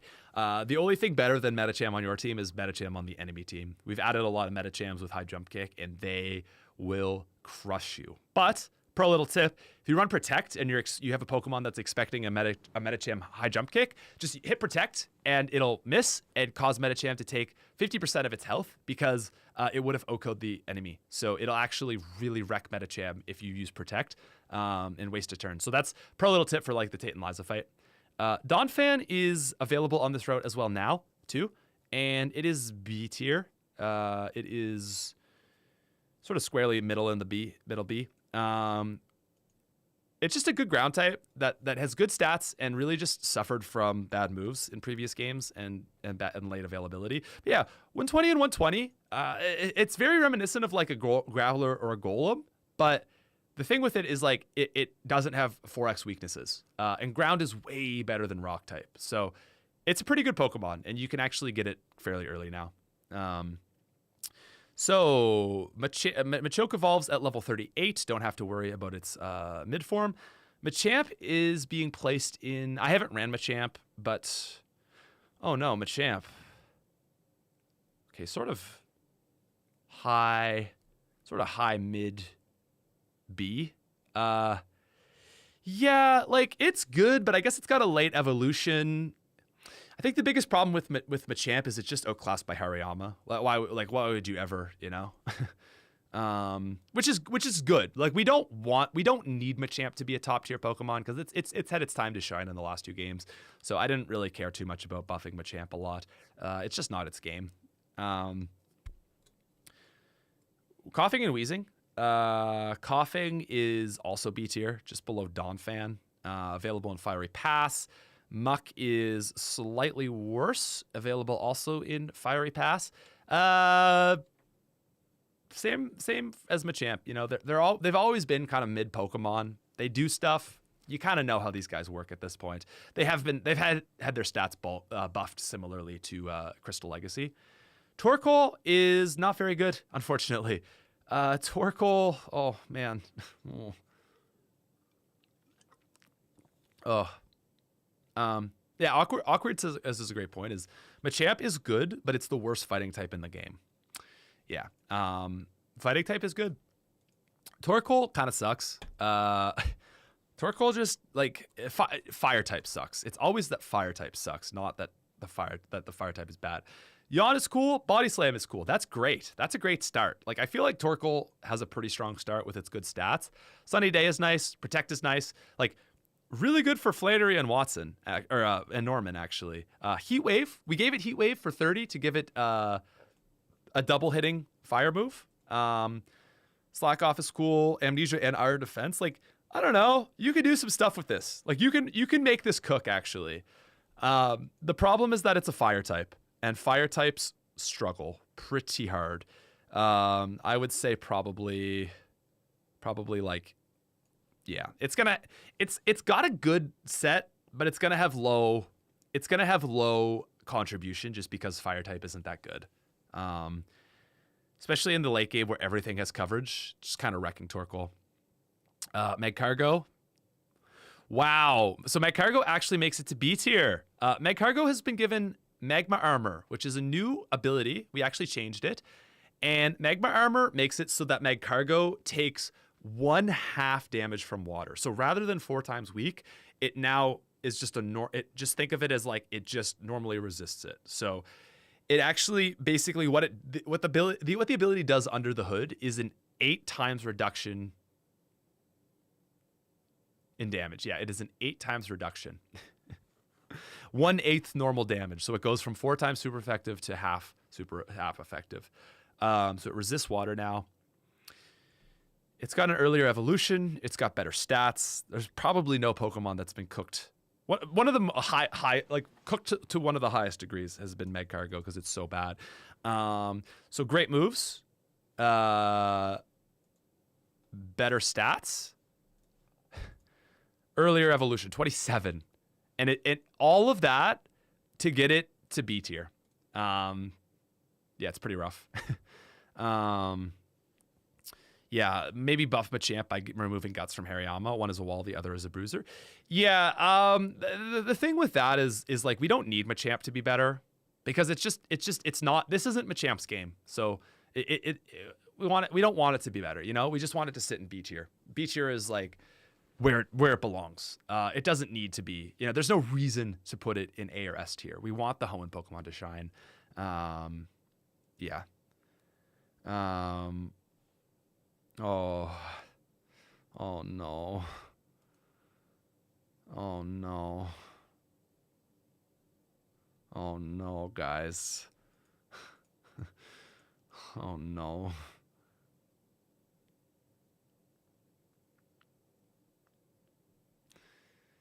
Oh. So I tried my best to buff Spinda. And the fans of Spinda came out in dozens, literally dozens. And they said, no, do not buff Spinda. It's meant to have 60 base stat and everything because 60 times 6 is 360 and it spins. So the biggest proponents of Spinda actually wanted Spinda to stay as is. Spinda, like Delibird, is a gimmick Pokemon. It is not meant to be good. And for that reason, it is our first member of the F tier. Spinda is just... it's a normal type that comes halfway through the game with 360 base stats. We've done our best for Spinda. Hypnosis, Psybeam, Teeter Dance, Petal Dance, Thrash, Outrage, Flail, Double Edge. Doesn't matter.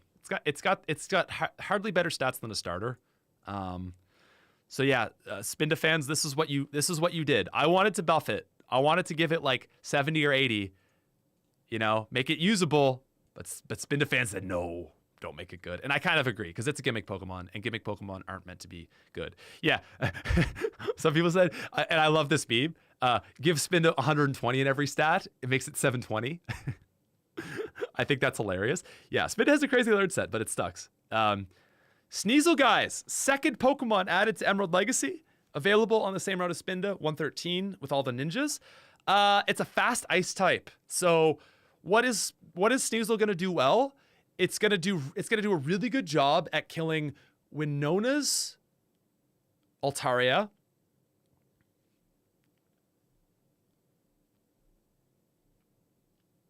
Wally's Altaria, Drake's Altaria, Drake's Flygon, and Drake's... Will it kill Drake's Salamence? What are its stats? Can it even kill Drake's Salamence? Sneasel.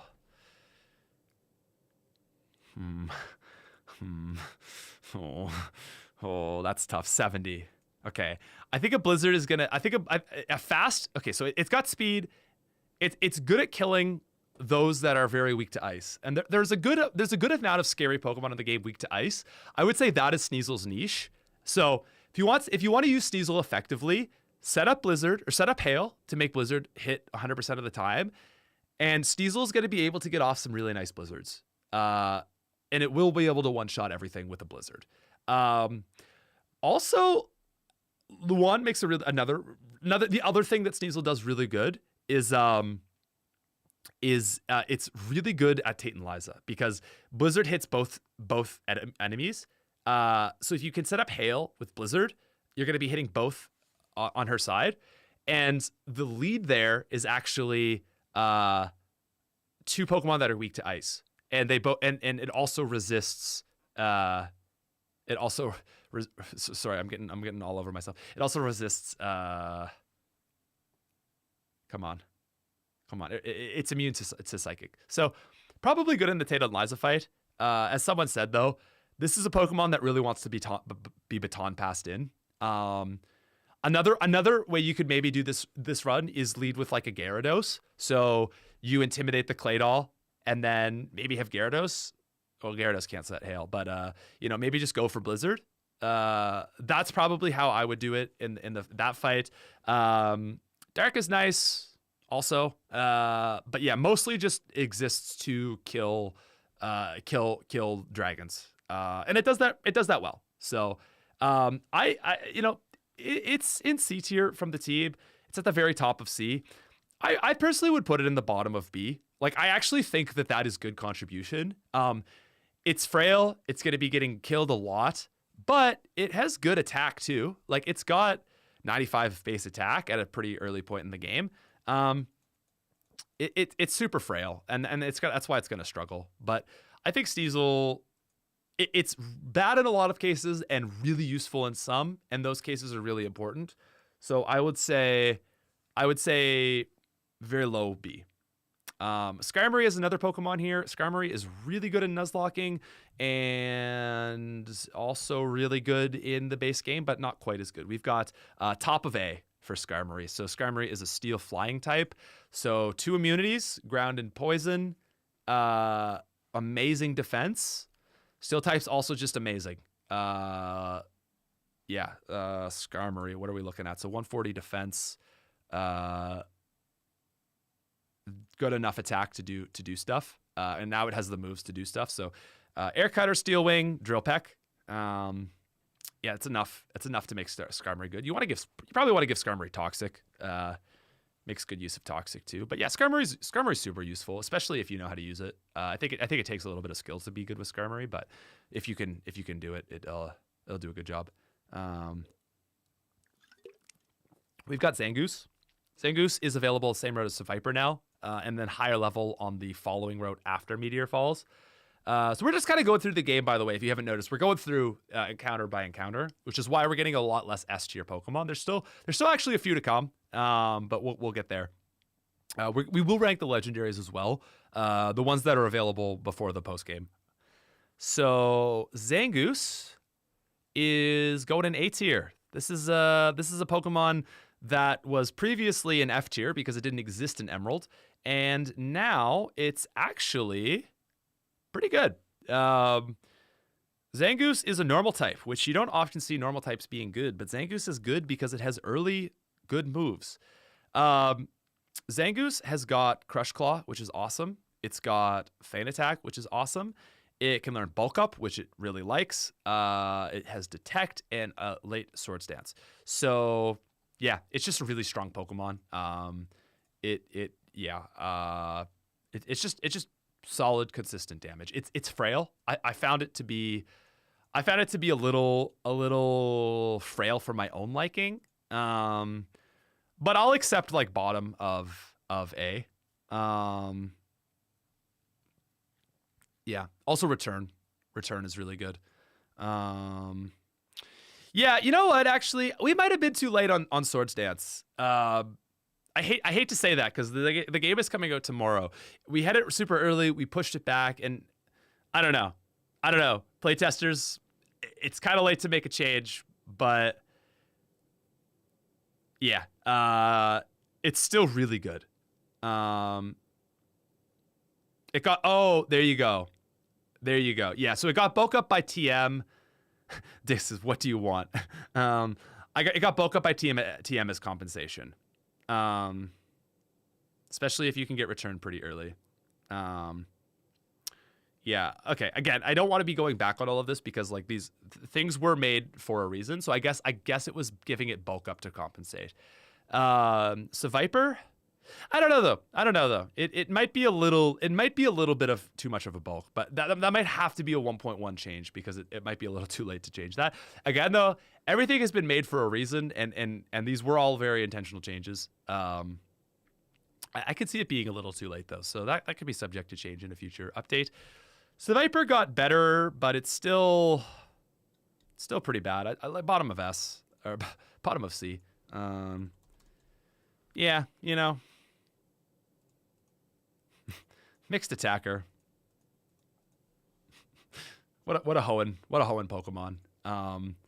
Way better moves though. Glare's really nice. Crunch is really nice. Poison Tail's really nice. Super Fang, Iron Tail are really nice. It's got good moves. I think that's the best thing it has going for it. Not amazing though. Evan Foley with the 20 bomb says, love these legacy games, which maintain the feel and vibe of the originals, but making it worth replaying all these years later. Bonus money if you buffed my boy Flygon into the top 5, LOL. Listen, Evan, not in the top 5, but I can confirm that Flygon got some really big buffs, and we're getting close to Flygon. He's not too far away. Chat, let's see some hearts in the chat for Evan. Dude, thank you so much. We appreciate it. We love it. We got E. Marty, who says, found out we're both members of Red Team Review. Would you go on the Carmine and Preston Jacobs to talk Game of Thrones or A Song of Ice and Fire? Bro, huge fan of those guys. They make awesome content. I actually found out today, funny that you say that. Literally today I found out Glidus also is a fan of the channel. So we've got two A Song of Ice and Fire creators that are also Pokemon fans, and they watch our stuff. So that was a fun little realization. But yeah, Carmine also, he sometimes comments on our videos, and I was like, oh my god, that's so cool, because I love their podcast. I love the way they set up, and I think they're great creators. I don't really have anything to contribute to the discussion on that they don't, but yeah, absolutely. I'd love to talk with them because they know so much. So yeah, cheers, man. And then Ferrari Kid says, is trade or time machine patches in the future for the legacy games? You could use the in-game data for trade. There won't be time machine. There will not be time machine. Mods or playtesters can answer though whether trades will be available. Yeah, if someone wants to answer that. But yeah, dude, thank you again. You're super kind, and let's send some more hearts out to Ferrari Kid. I appreciate that, guys. Much love. We love it. Okay. Okay. Tell me when we get to huff some tropium. Dude, we're getting there. We're getting to the... But we've got a ways to go. Altaria. Theoretically, the earliest dragon you can get. Theoretically. What's Altaria got going on for it? Sing. Early Sing is nice.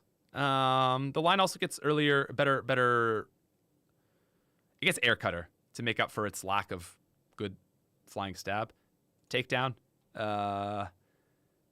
This big's thing was Dragon Dance, which we left fairly early. It might have got pushed back a little bit because Dragon Dance we found broke the game. But yeah, Dragon Claw, Dragon Dance, Feather Dance, Sky Attack is nice. Altaria is fine. It is a dragon type. It is going to contribute to on your run. Its startup is not great, but I feel like once you get Altaria cooking, like level 45 or so, once it gets Dragon Dance at 46, you know, it's gonna do a pretty good job.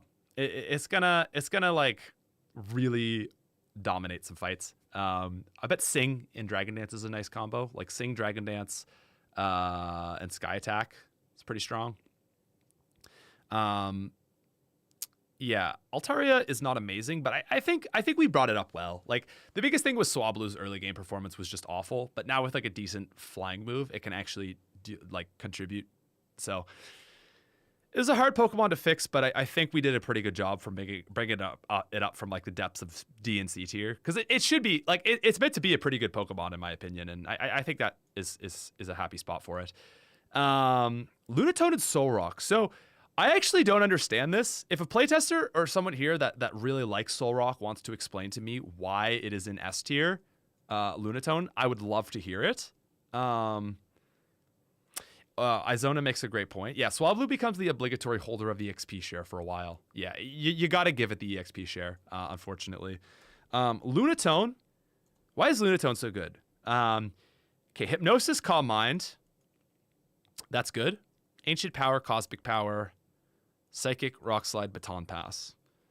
Is it Cosmic Power, Baton Pass that makes it so good? Or Calm Mind, Baton Pass? Is it the both of those together that makes it so good? Excuse me. I ran Lunatone and I was not S tier on Lunatone. Those are some stats. Those are certainly some stats. It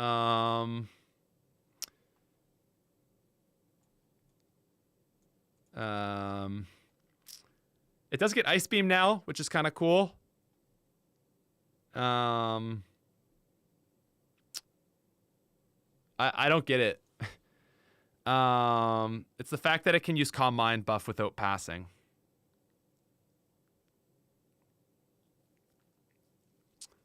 Okay. You can actually just Hypnosis, Calm Mind, Ice Beam, Psychic. Okay, Hypnosis, Calm Mind, Ice Beam, Psychic. That's what makes this... Okay. Okay, so that's what makes this thing good. Yeah,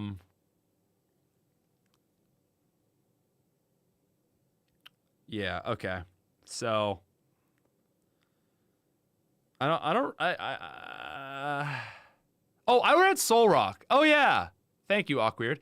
You can actually just, Hypnosis, Calm Mind, Psychic. Okay, so that's what makes Lunatone good. Maybe it always got Ice Beam. Lunatone was too cooked to give it S tier. Which player tester played Lunatone? Was way too cooked to give it S tier. Yeah, I agree. Like, I just don't see how this is S tier. Like, I'll give it, like, that does sound like a good set, and I'll give it A tier.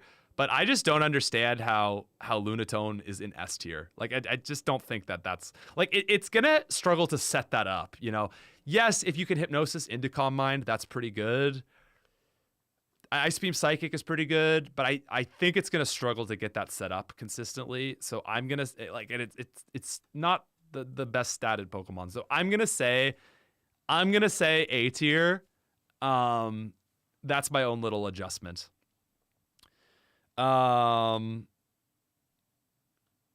Let's say Solrock. Okay, Solrock is down in C tier, and that's what I agree with. I ran Solrock.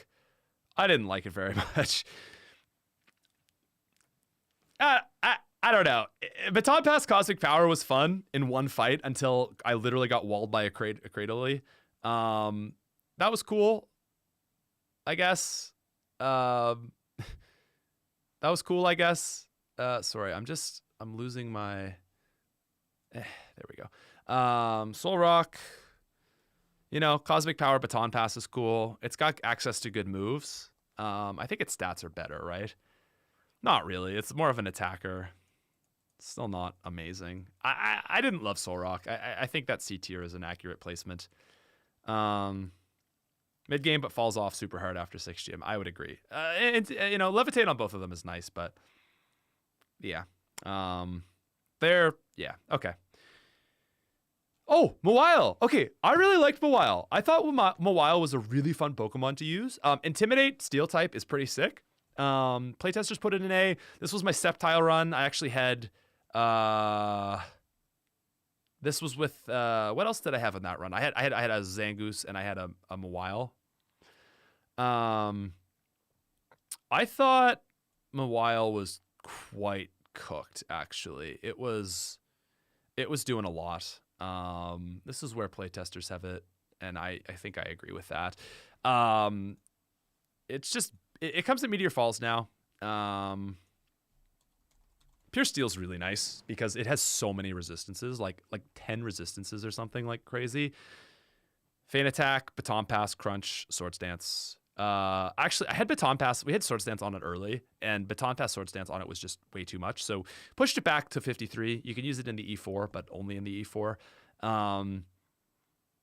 Still, though, is really good. It was just able to eat stuff and just slowly like kill stuff. I love Mawile. Great Intimidate user, and yeah, I guess I should show stats because it has seen some better stats too. So yeah, it's got pretty good stats now.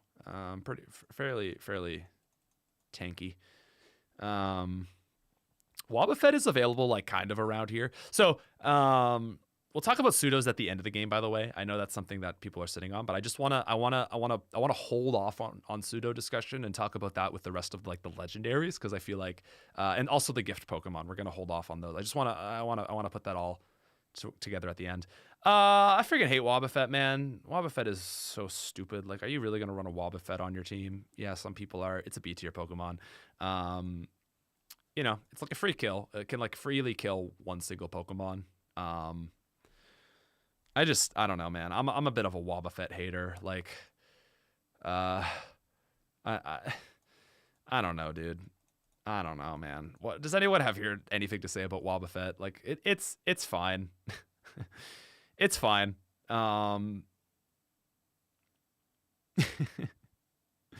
It's really good for Nuzlocking. Yeah, it is a really good Nuzlocke Pokemon.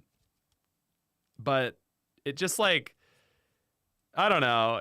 You're gonna have such a slow time running this. Like it's just like, ugh.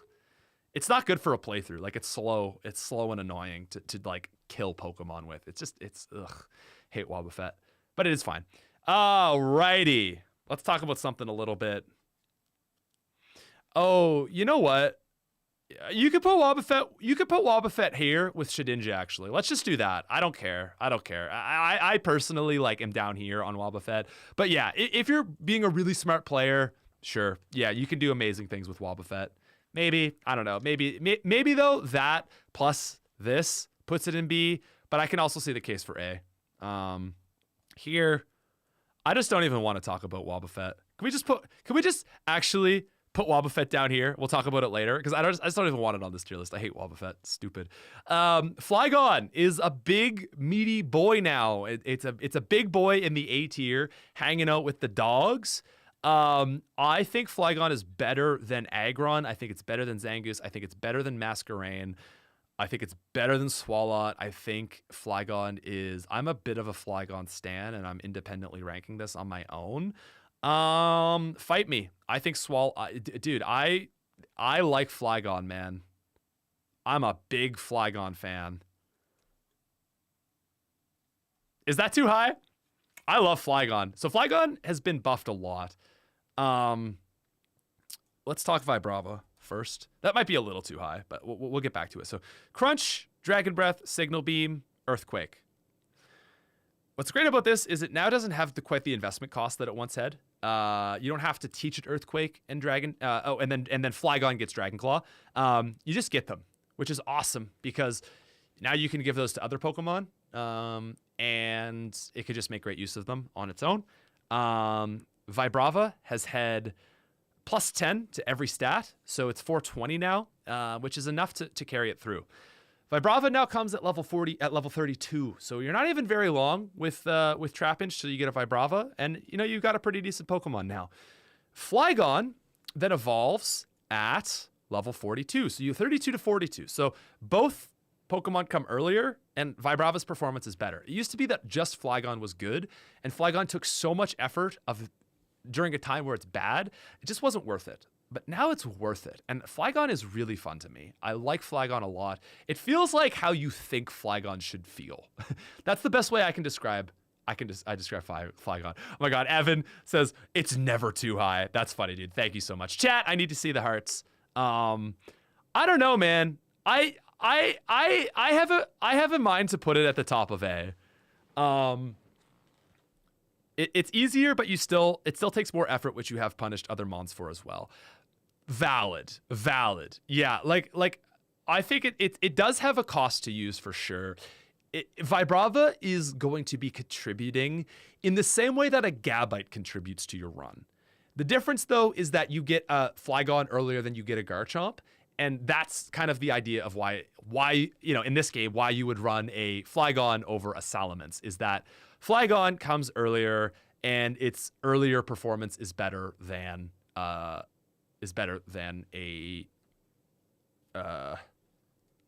whatchamacallit. It's better than like a Shelgon, I guess. I like Flygon. I really like Flygon. I had so much fun with it. We also gave it 10 in special, so that I can actually use like Flamethrower and Dragon Claw a bit better. So it's 530 base stat, just kind of around that of a starter. Aggron's also sits there at like 530. They're kind of in that same vibe, those pseudos almost, if you will. Might be controversial. I don't know. I don't think it deserves S tier. Like Flygon on its own, maybe S tier, maybe bottom S tier, but there is a cost, so I'd kind of put it down here. Yeah. You know what? Also, I will say, Signal Beam surprisingly nice. There's enough grass types that was really, really appreciated.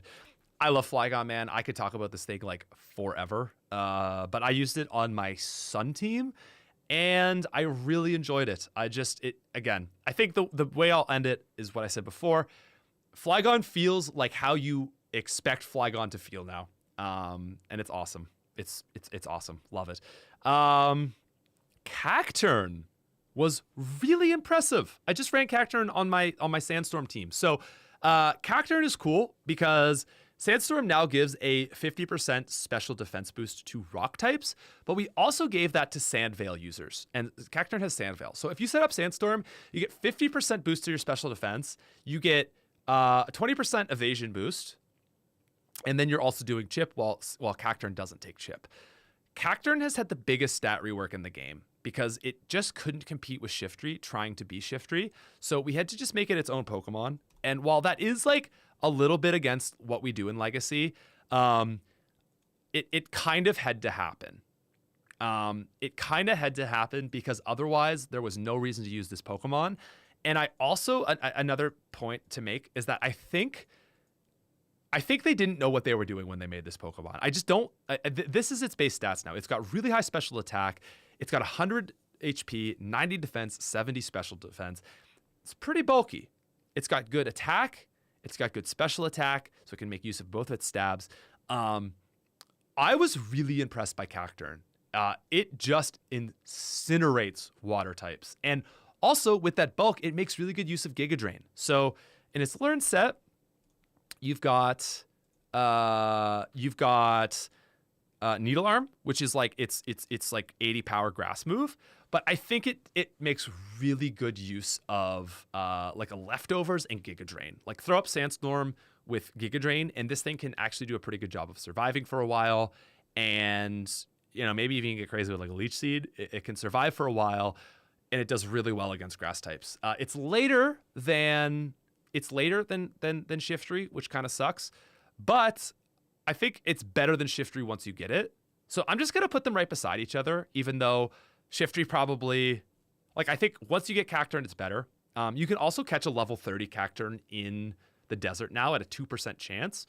We actually caught that, and it's nice because it's, you know, it's a bit of effort to catch, but you can kind of just get a Cacturne right away. You can also just train a Cacnea from a few levels below. It also gets Spike Cannon, which is a steel move now, so that's kind of cool. Yeah, I'm impressed with Cacturne. I was expecting it to still kind of suck, and it was one of the better performers on my Sandstorm team. Claydol, Pokemon I've never used, sitting in B. Kind of what you would expect for a Claydol, I think. Where does Claydol sit? What does Claydol do? You know, Claydol's not really that different from base Emerald. Psybeam, Rock Tomb, Self-Destruct, Ancient Power, Sandstorm, Cosmic Power, Psychic, Earthquake, Explosion. Good defense, good special defense, decent attack, Levitate. That's Claydol. I don't know. Does anyone have anything specific to say about Claydol? Yeah, I don't know. It's not too changed, and it's still in the desert, so I don't think it's really changed all that much. But it's a good Pokemon. Magneton.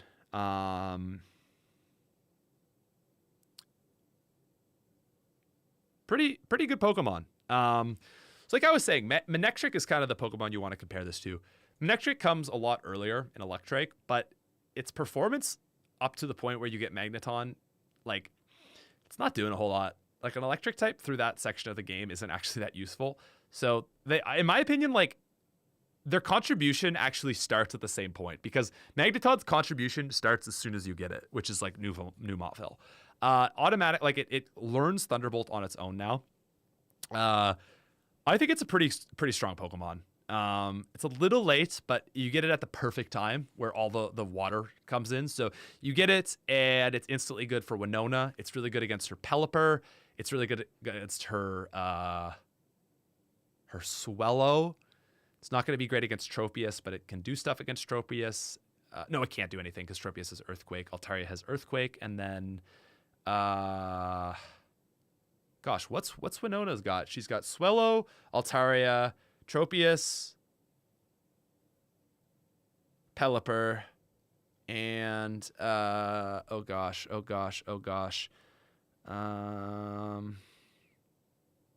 It's another different typed Pokemon. Oh, and a Skarmory. And you know what? Magneton could do really good against a Skarmory. So that's like great on the Winona fight. That's really useful.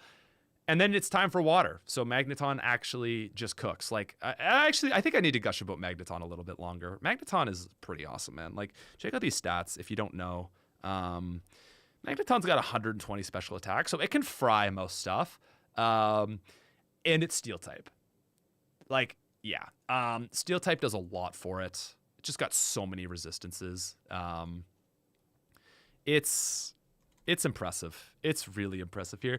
Ironically, this is its best generation so far. Yeah, Thunderbolt at 36, Tri-Attack at 30, Lock on Zap Cannon if you want to go crazy. Zap Cannon's okay now because it actually has 70 accuracy, so it's actually like a worthwhile move in my opinion. It's pretty well balanced. I love Magneton, man. I think Magneton is a great choice for an electric type if you're looking for a good Pokemon. Really good member. High contribution. You know, Magneton has a massive contribution for the point as to which you get it, but it's missing like 4 or 5 gyms. So that's why it's A tier. You know, if you got Magneton at the same time as Swampert, it would be up here, right? It's that good, but it's just late. So that's why it goes like it is a high contributor. It has a high level of help through your run. Yeah. Next up we have Electrode. Okay, Electrode is sitting around the bottom of C tier. And I'm going to make the case for Electrode because I actually like Electrode. I think Electrode is a fine Pokemon. Why I like Electrode is because it gives you some really useful stuff. Electrode gives you, so it's the fastest Pokemon. Like there's nothing in the game that's gonna outspeed Electrode. Unless you happen to go up against like a Deoxys speed, you're faster than anything. Or I guess like a Ninjask. That doesn't matter.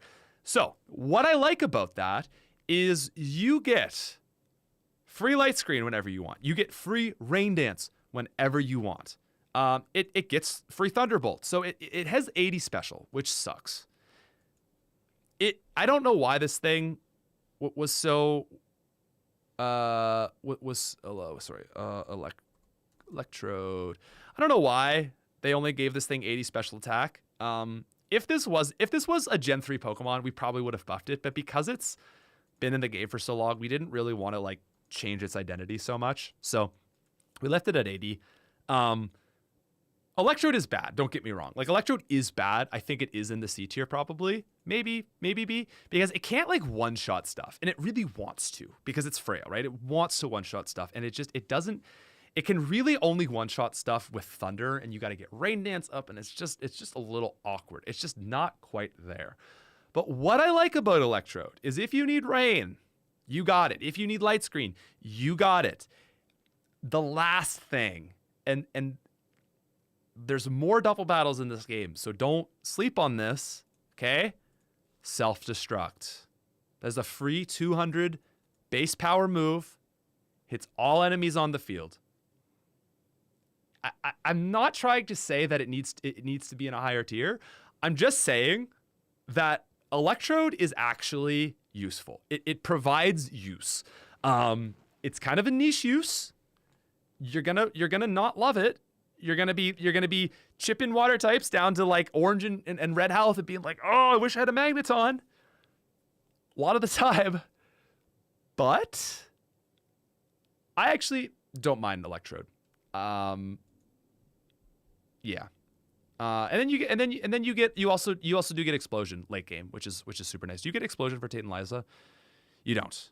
45 is their cap, but you will get it for the Elite Four. So that's another thing. Electrode is basically like a free kill on any opponent, which is cool. Actually, I think I've said enough that I'm gonna put it in B tier. I'm cool with Electrode. We're boys. Kind of like a Sneasel vibe. Like low use case, but where it's useful, it's appreciated. And I think it's better than like a Ninetales, which is just like never really doing awesome stuff. Sometimes Electrode does awesome stuff. It's just not that often. Yeah.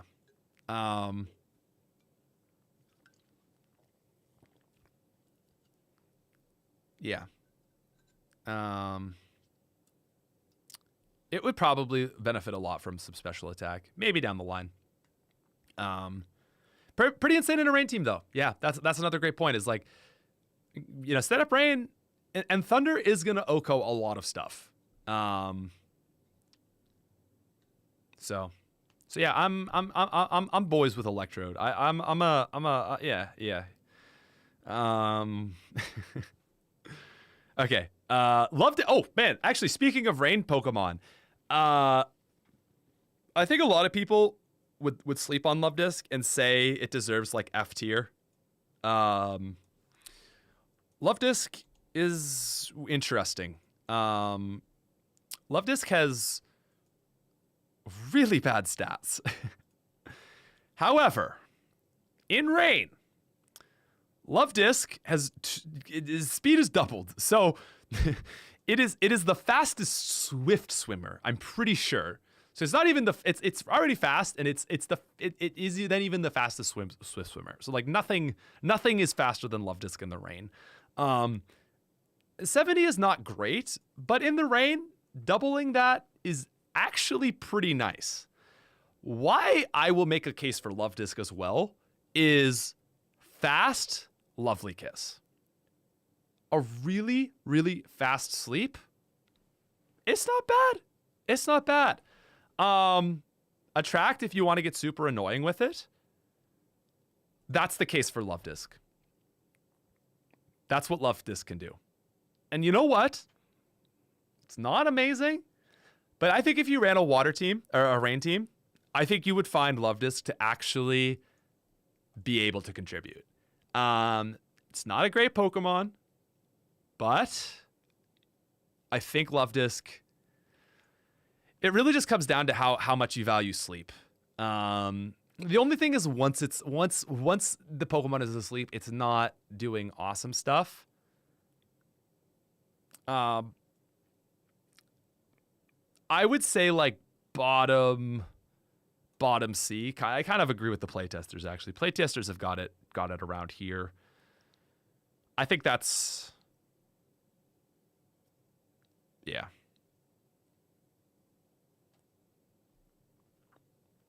That's Luvdisc. But it's not F tier. We've only got 3 really bad Pokemon. Whiscash. Does anyone want to make the case for Whiscash and why it isn't in C tier? Why isn't it right there next to Seaking and Volbeat or Illumise?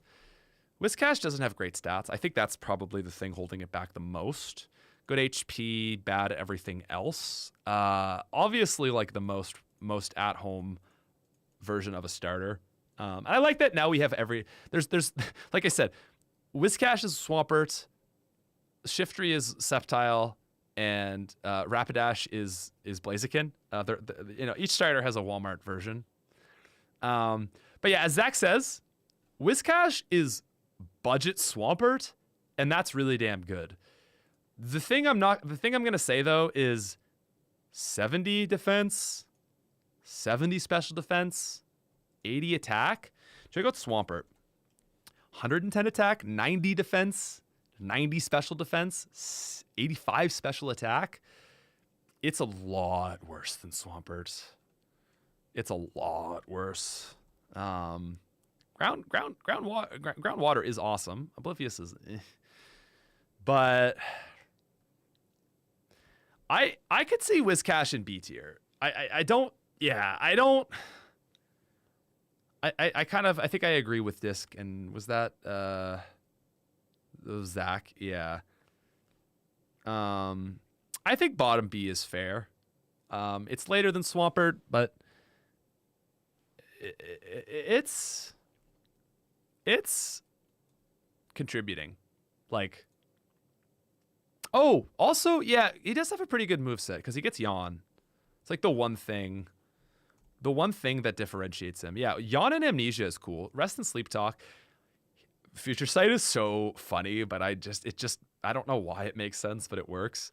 Also, you get this like Good Rod. So Magnitude, Surf to start is pretty nice. Yawn, Amnesia, like it actually has a pretty good set. It also gets early Muddy Water, which has a 50% chance lower speed, hits both sides of the. Yeah. I think Whiscash deserves B. I think Whiscash is like probably a B tier Pokemon.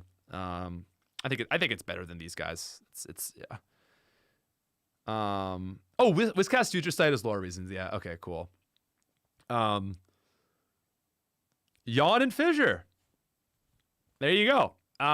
It does stuff. So it gets B. I think it has a good level of contribution. You can run a Whiscash, you won't have a good time. Obviously, anything with Stab Earthquake is not too bad.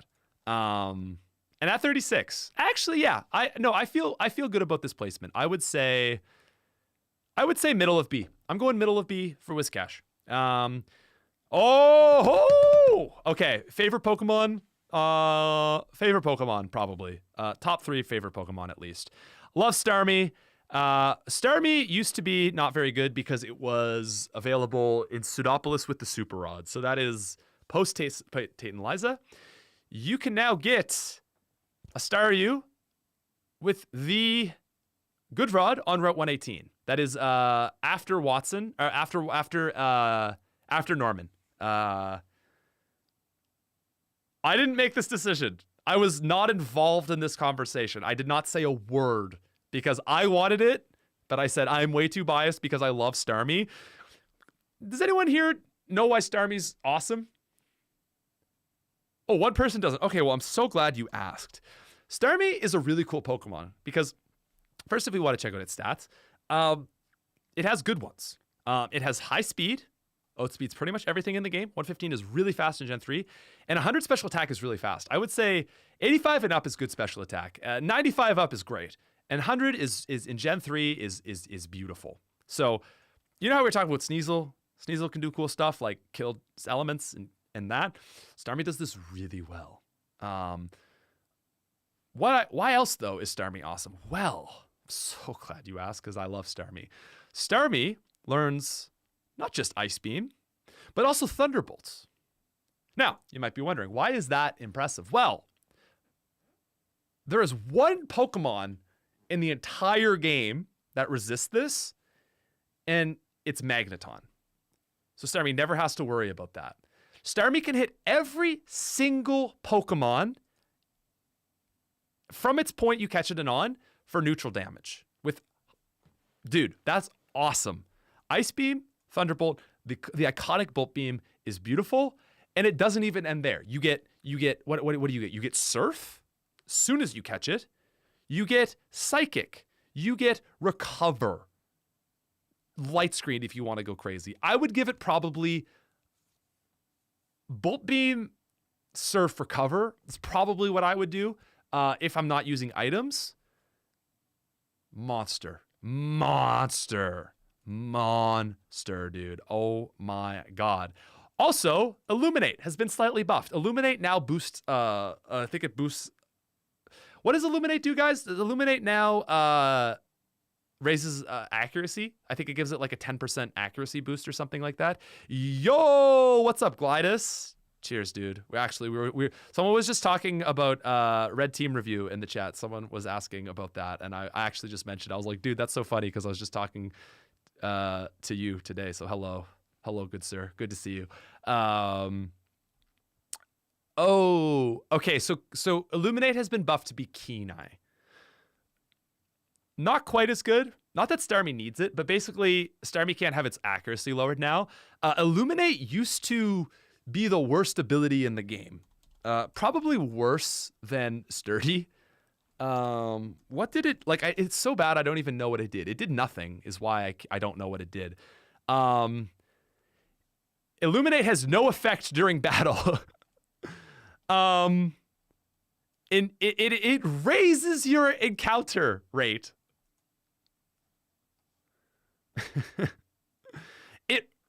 It actually makes your playthrough worse. It raises your encounter rate. So now Illuminate makes it so that you can't have your stats lowered, which is at least something. Starmie stays winning. It's now early, so it can actually contribute. My next Emerald playthrough is gonna be just like a cooked out team, and I'm gonna run Starmie, and I can't wait for it.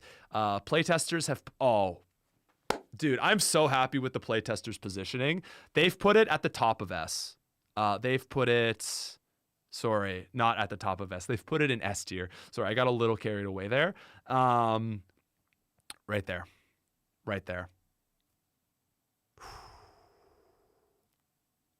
That's Disc's ranking. Fully agree. Tate and Liza, you cook. What hits Starmie for super effective damage? Or sorry, not Tate and Liza. Winona. Okay, you've got Pelipper with Shockwave and Tropius with Magical Leaf. That's the only thing you got to worry about. Starmie, Rex Altaria, Rex Swellow, Rex Skarmory, on with it. Okay, and can also actually one-shot Pelipper. Probably one of the best Pokemon for that fight. Tate and Liza. Okay, yeah, sick. Surf. Oh, I also resist psychic types. Sick. I hit all these ground and rock types for super effective damage. Great Tate and Liza Pokemon. Oh, next fight. I'm a water type, so I resist all of Wallace's water moves, and I have electric. So I'm a water type with electric. One of the best electric types in the game, actually. Not quite Gardevoir, but one of the best electric types in the game. Dude, it's great through like a lot of the team sections because of its coverage. It's great against not Sydney. I wouldn't use it in a Sydney fight, but the thing is, it still is useful in the Sydney fight because of Bolt Beam. It's amazing. Not really great against Phoebe either, but again, it's still going to contribute. That's the thing. It helps in every single fight. Glacia, yup. You want to talk about Drake? Free 3 kills, okay? Flygon, just lead Starmie, dead. Altaria, dead. Salmon's dead.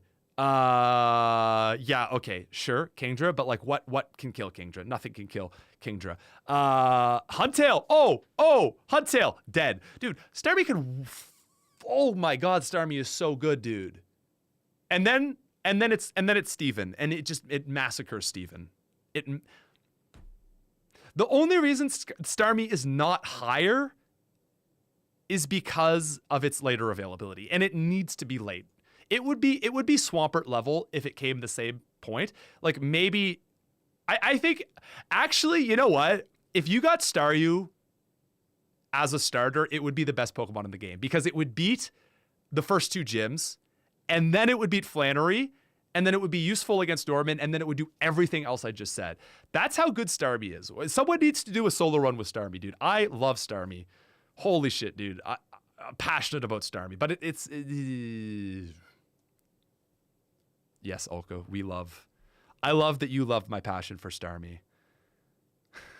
Starmie deep fries Drake, and it deep fries Wallace or Steven, dude. It cooks Skarmory, okay? It hits like everything on his team for super effective damage except for Cradily. You don't want to use it against Armaldo. Everything else, oh, actually, it can't hit Metagross for super effective damage either. So, but three. Aggron, Claydol, Skarmory.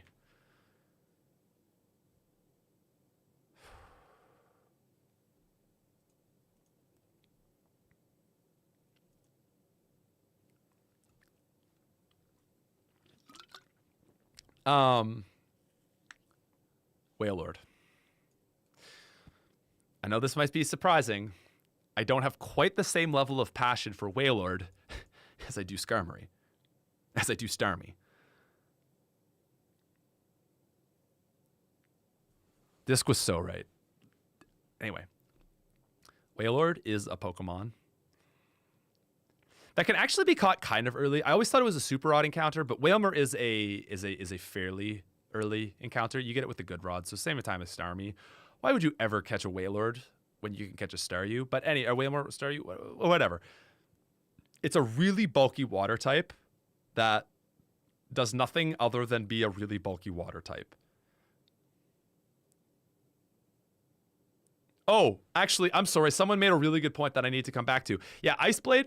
Starmie is also a really good rain setter because it's fast, and then you give it Thunder, and then it's even stronger. In case you just wanted to know more about Starmie. Wailord is pretty doo-doo, man. Really feels like a Torkoal to me. Like, it feels like the water-type Torkoal. Just mono-type. Doesn't have a lot of anything awesome. Does help you catch the Reggies. But that's not part of that. That's a Reggie thing. Water Spout can be a nuke for sure. That's about the best thing it's doing. It gets at full HP. It has 150 base power water stab move.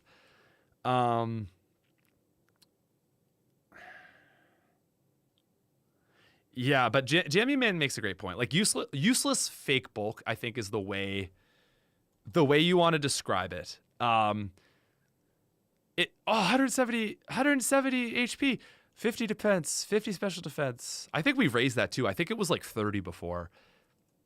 It can land off some big water moves. As Oka says though, that's Mr. Thick Doodoo to you, sir. I'm not a Wailord fan. Playtesters ranked it in C. I think it's gonna have below average contribution. You're getting it after the 5th gym, and it's not a very impressive water type. I just don't think I can rank it any higher. Oh, guys, Kecleon. The second gimmick Pokemon. Dare I rank it in the F tier? I don't know. Is Kecleon F tier or is it D tier? Playtesters ranked it as D tier. Good God. We gave it a lot, man. Feint Attack, Fake Out, Psybeam, Swift, Camo. Oh, none of these are even good. Substitute, I guess. I want to put it in F tier, personally. I think Kecleon is... The best thing you could do with a Kecleon is trade it for a Whismur. Or for a Loudred. And even that's not very useful. Oh, I guess it has 120 special defense. Has that always been a thing? Maybe we did that because it's so bad. We think we really just did that, huh? I like that. I like that stylistically. I hate Kecleon, though. How do you use a Pokemon that's type is, like, changing every turn? I'm sorry, dude. It's not in the Spinda tier, though. It's always been special defense. Okay. For that, I will leave it in D tier. It is a special defense beast. Dude, I'm really excited to talk about the Regis because they're actually viable because they're in the game before Elite Four, and I'm really excited to talk about Regice with that crazy special defense. But anyway, bottom of D, I will accept bottom of D. It is not Spinda tier.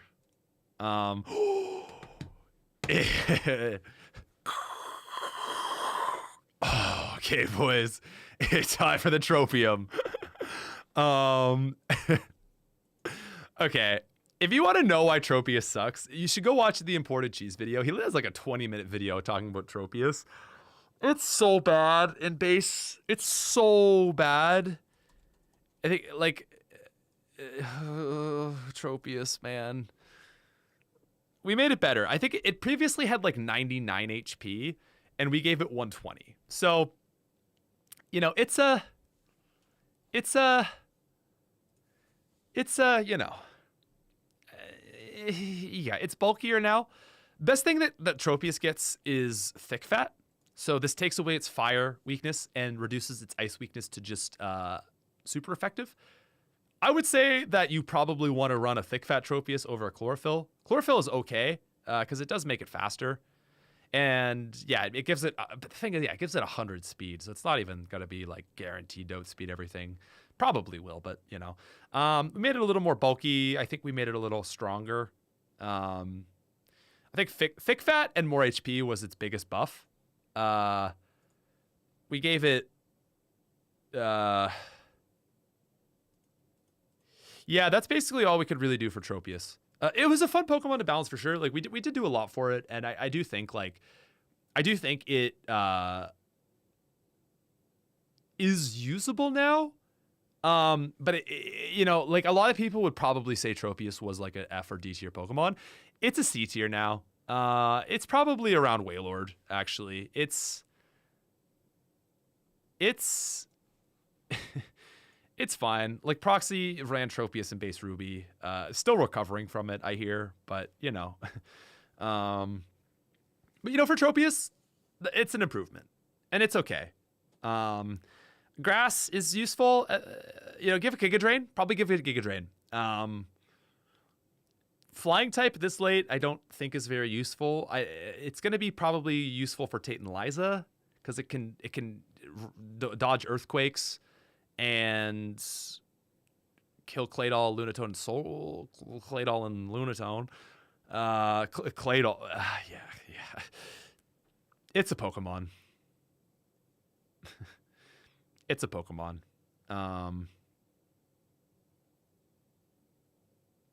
Yeah.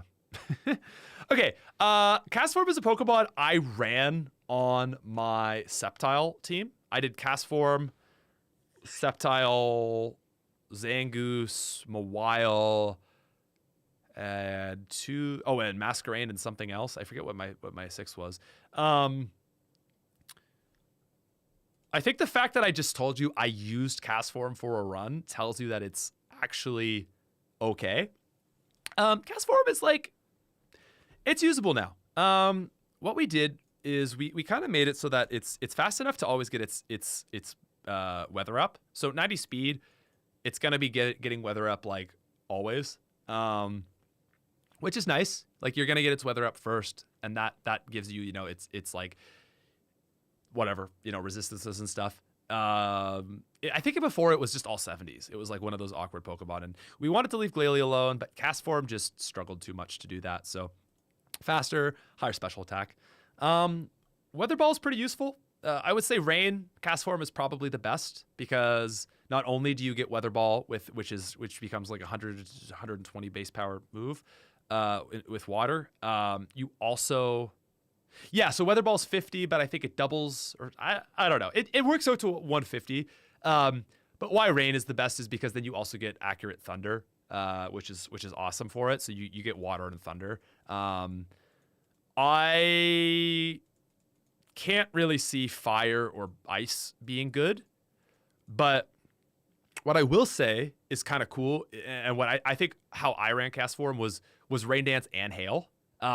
So you have the option, and then I had Weather Ball and Thunder. So if I'm in a situation where I'm going up against something that, Ice can be useful, I do the Hail option, and then like Weather, basically like you have Weather Ball giving you two different types. So you get you almost get Bolt Beam with Water.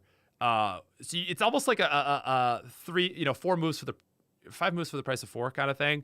I thought Castform was good. It was able to kill, able to OHKO in certain situations, and playtesters have put it at the bottom of C. I actually don't agree. I thought Castform is good enough to be in bottom of B. Like, it's late, but it's top of C, bottom of B. Like, it's kind of late, but getting something with like Bolt Beam for free, it starts now with all its weather moves.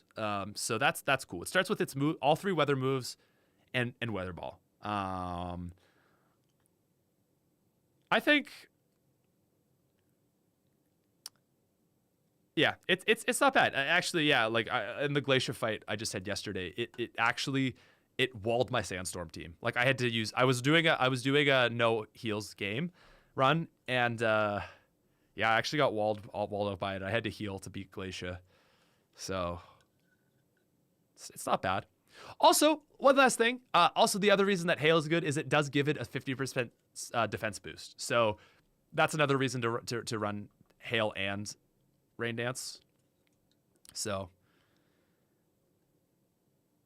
yeah, I think Castform is maybe bottom of C, but willing to give it high B.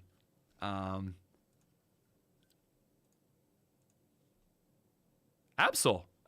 Just recently, actually, Absol got 20 speed, so it's 95 now, which is enough to make it actually good. Dark also is physical now, so obviously the big thing, that the reason Absol sucked before was low speed. It was 75, and then Dark, like, not using its base attack. Now that it does, its fade attacks hit like a truck, and it can outspeed most things. So, give Absol like it actually has pretty good coverage, doesn't it? You can give it, what can you give it? You can give it Iron Tail. You can give it Aerial Ace. Thought there was another move. Can you give it Rock Tomb? Am I missing Rock Tomb here? Or maybe it doesn't learn Rock Tomb. Anyway, that's not bad. Level up, learn sets. I thought like Sydney's had Rock Tomb or something weird. Maybe it does. Slash, Crunch. It learns Crunch now too. Yeah, so that's cool. And then Sword Stance. So I think Absol's pretty good. It's a little bit late, but it's like a really strong, fast Pokemon, and that's never going to be bad. Playtesters ranked it in A tier. I would agree with that. Yeah. I think it deserves A, right next to Zangoose. I like that. Oh, you can give it Snatch. It's interesting. Lower than Mightyena. I would agree. It's a little too late. Also, its ability is not. Absol with an Intimidate would be cool, and it would make sense, but it has pressure, which not a high use case for. Murkrow.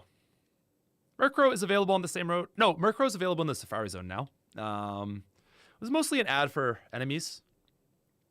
Absol's last minute buff made him pretty damn good. Yeah, I agree. It wasn't very good, and 20 speed did a lot for it.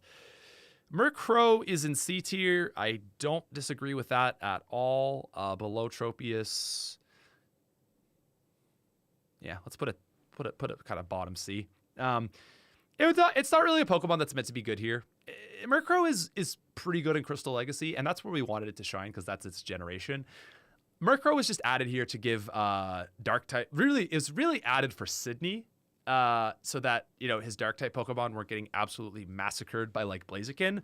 Still gets massacred by Blaziken, but like you got to watch out for a Sky Attack from Murkrow now. Courtney has one. I think a few other trainers have them.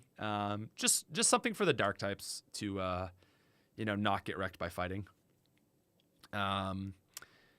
I think of all the Pokemon we added to the game, Murkrow was probably the least necessary. Like Houndoom, yes. Ponyta, yes. We also needed ice types, so like Sneasel and Piloswine. I don't know. Like the game would have been fine without Murkrow, but I do like its addition.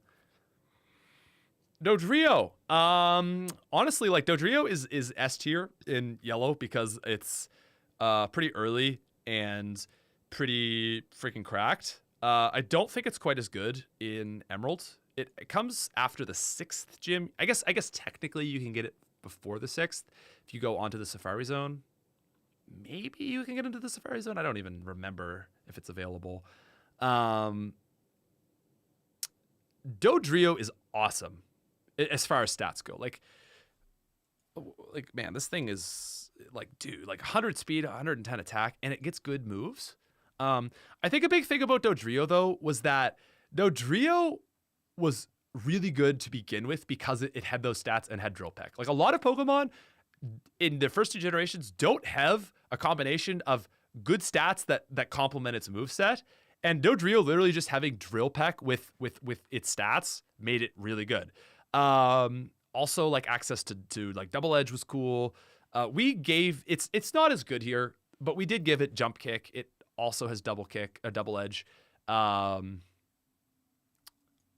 It's still a pretty good Pokemon. Like, you're not going to have a bad time with Dodrio. It's just kind of late. Playtesters put it in B. So you've got it for, let's say you've got it for as early as possible. Like, you got it for, like, I don't know, whatever. Winona's fine. Tentacruel's fine. Wallace is fine.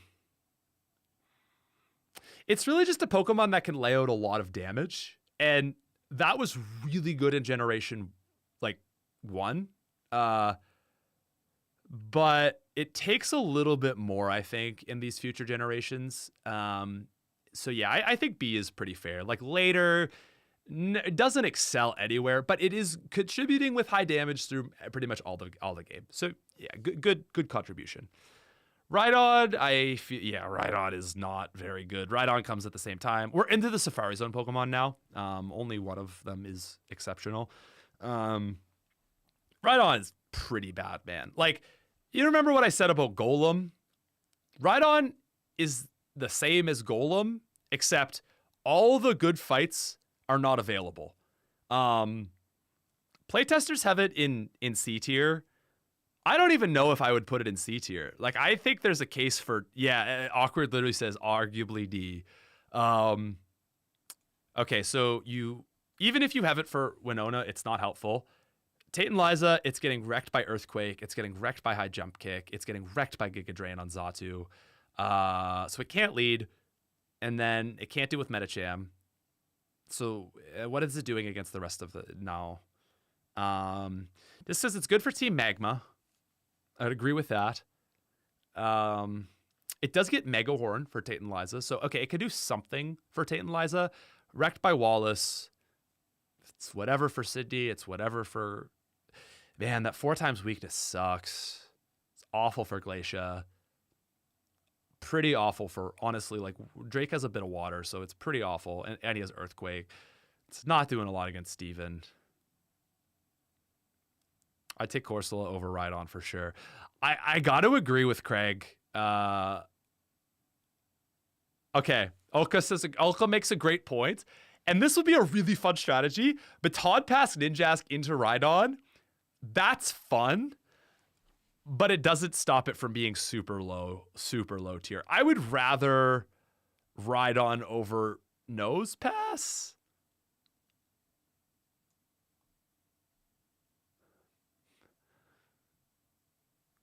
It's just too much water in this game.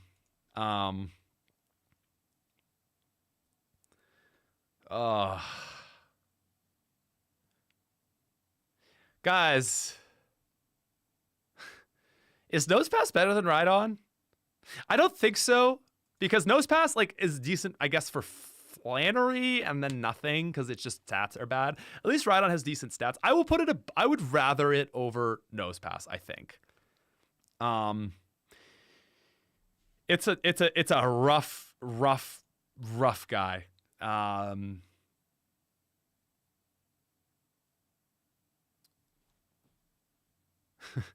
Yeah, let me tell you, as someone that just did a Sandstorm playthrough, Sandstorm team with 3 rock types, rock type is the worst in Hoenn, I think.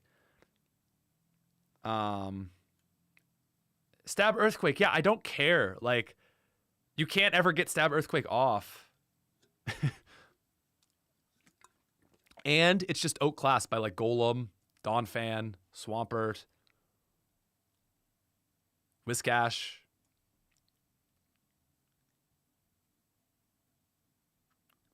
Yeah, it's just first Pokemon ever created, but it is not good in Hoenn. And that's fine. It honestly, Rhydon's never been good. They didn't want to make it early enough. Yeah. And yes, being slow makes you bad for playthroughs. It's unfortunately true. You'll see a lot of stuff up here. Not everything, but like, you know, a lot of these Pokemon up at the top are fast. More than half. Like almost 80% of them are fast. Golduck. Dude, I cannot think of a more mid Pokemon than Golduck. Right next to Ninetales.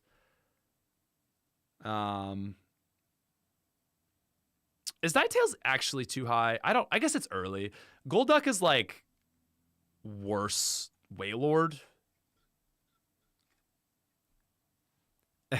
It counters Groudon. I guess Cloud9 is something. I guess that actually is something, because yeah, like Cloud9 is kind of useful for. Wait, what does Damp do? Is Damp what I think it is? Does that make rain last longer? Okay, Damp in, let's see here. Prevents a Pokemon from using self-destruct explosion. Oh,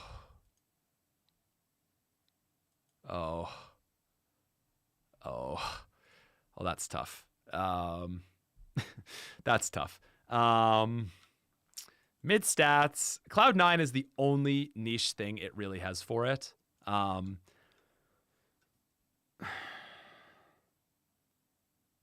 Yeah, man. I don't. Oh, my cam froze. One sec. I just don't really know how Golduck really does anything. Like, it's just a super light water type that its only niche is like stopping a few. Oh no. Let's try this again. There we go. Just stopping a few. It's got decent speed and special attack. I guess Calm Mind. And like, what will it stop? Like Maxi setting up Sun. I guess that's nice. Glacius setting up Hail. I think it's fine in C tier. That's pretty low use case, but it's something. Yeah, Golduck definitely peaked in Gen 1. Pinsir. Now, bugs were really good in Johto because they came early and they were really strong. And Pinsir is really late and still just as strong, but it doesn't have a lot to do. You've got a Tate and Liza fight that it can help out in. It will help a lot. It's going to be useful against Sydney. I just think it's probably still in C tier. It's got fighting moves. It's just so late, unfortunately. It's pretty similar to. It's crazy how positioning and just the matchups you get are so dependent on what makes a Pokemon good. Because Pinsir was like A or S tier in Crystal Legacy, but it's not there here. I promise we've still got some good Pokemon to go. Like we've still got some potential S tier picks here. But yeah, I don't think Pinsir is super impressive. Playtesters ranked Raichu sort of top of C. Raichu's not bad. Like you do get Raichu right away in the Safari Zone, and Raichu has stats, right? It's kind of like an Electrode that's less reliably fast and slightly bulkier, which is okay, I guess. Oh, gotta fix that learn set actually. Anyway, Thunderbolt early. Went off that yeah. I would rather an Electrode than a Raichu for sure. Still an electric type though in Hoenn, so it's gonna contribute. I might want it more than some of these Pokemon, honestly. Might put it up by like Sandslash. Yeah, like as Bryce says, like it does come at a good time. You're gonna pick it up, and I think you're gonna actually have like a pretty solid contribution from it, even though it's pretty late. It's late enough that it's not providing like a high level of contribution. But yeah, Winona into Aqua into Wallace, like that's something for sure. Stab Thunderbolt. Does it get Surf? Do we give this line Surf? Wait, do we not? Oh, is it just Pikachu with Surf? Should probably give both Surf. Wait, Pikachu doesn't have Surf? Should we? Do we? Is that a mistake? Is that an error? I feel like we're supposed to give Pikachu Surf, guys. Gonna have to talk with playtesters, but that's just something to hold on to. I feel like we might have forgot Pikachu's learn sets because it's not normalized, and I think because it was a Kanto Pokemon, it might have been missed, actually. So that's a fun little realization. You even said no months ago to surfing Pikachu. Okay, awesome. That's what I needed to hear. Thank you, Disc. Someone's gonna lose a job. I thought I was gonna lose my job. I should normalize that learn set, but yeah, okay. No to surfing Pikachu. So yeah.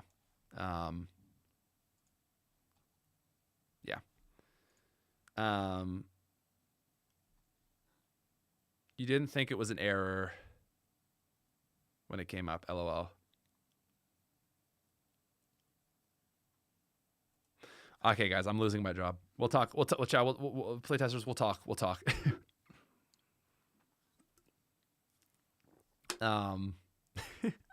That's funny. Anyway, it is still gonna be C tier. Xatu for sure C tier. Yeah, it's a fine Pokemon that comes way too late and can't do anything neat.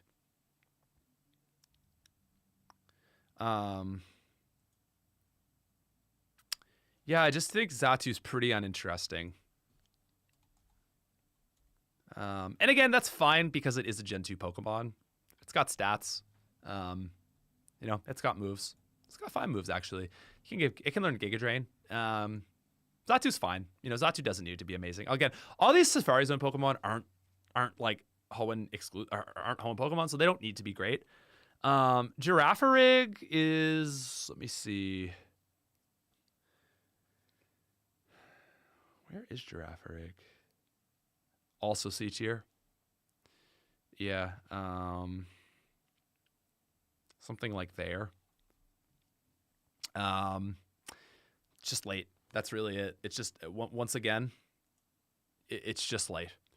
Heracross, however, is late and not bad, because Heracross has good stats. 85 speed, 125 attack. It's not quite as good as it is in its previous game because it's a bit later. You're not getting it at Gym 3. You're getting it at Gym 5 or 6. basically, let's just say after 6. But it's going to be good for Tate and Liza. It hits, man. It's strong. It's really strong. Twin Needle cooks, Brick Break cooks, Mega Horn, Cross Chop. It's got great moves, and actually, it's got the typing that is useful. It's fairly useful. Like Tate and Liza, you're gonna resist that Earthquake, which is nice. Yeah, pretty good Tate and Liza matchup. Useful for pretty much everything else. Like, just a thing that can hit a lot of Pokemon for neutral damage. It can also learn Earthquake. It's got a really good Earthquake. It's also... it gets Guts in this generation.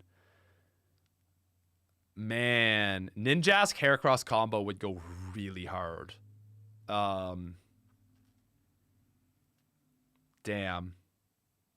I actually think Heracross is deserving of A tier. Playtesters had it at top of A, and I think it's good enough, despite being late, to get A tier. It's strong, man. It's really strong, and yeah, like if it was early, it would be an S tier. So I think A is probably right. It's really good, but it's just late. Yeah. I'm cool with that. Now, Chimecho is interesting. Playtesters put it in actually like high A. I'm curious if I agree with that. Heal Bell, Yawn, Extrasensory, support Pokemon, Recover, Double Edge, Psychic, Wish. That's cool. Chimecho got some better stats. They're not amazing, but you know that's enough. Doesn't evolve. It's pretty late. You can get it before Winona. Is best support mon outside of Minun. Disc thinks B. I'm a little hard pressed to put it in A. I don't think that support Pokemon themselves are that good. Like, the only great support Pokemon I would say is Ninjask, because like the Baton Pass, which isn't really like a traditionally like support. Oh, it also gets more TMs. Right. Thank you. I don't know what is new here. Psychic Shadow Ball, Shockwave, Ice Beam, Thunderbolts. Those I think are the 2 new ones. That's nice. Levitate.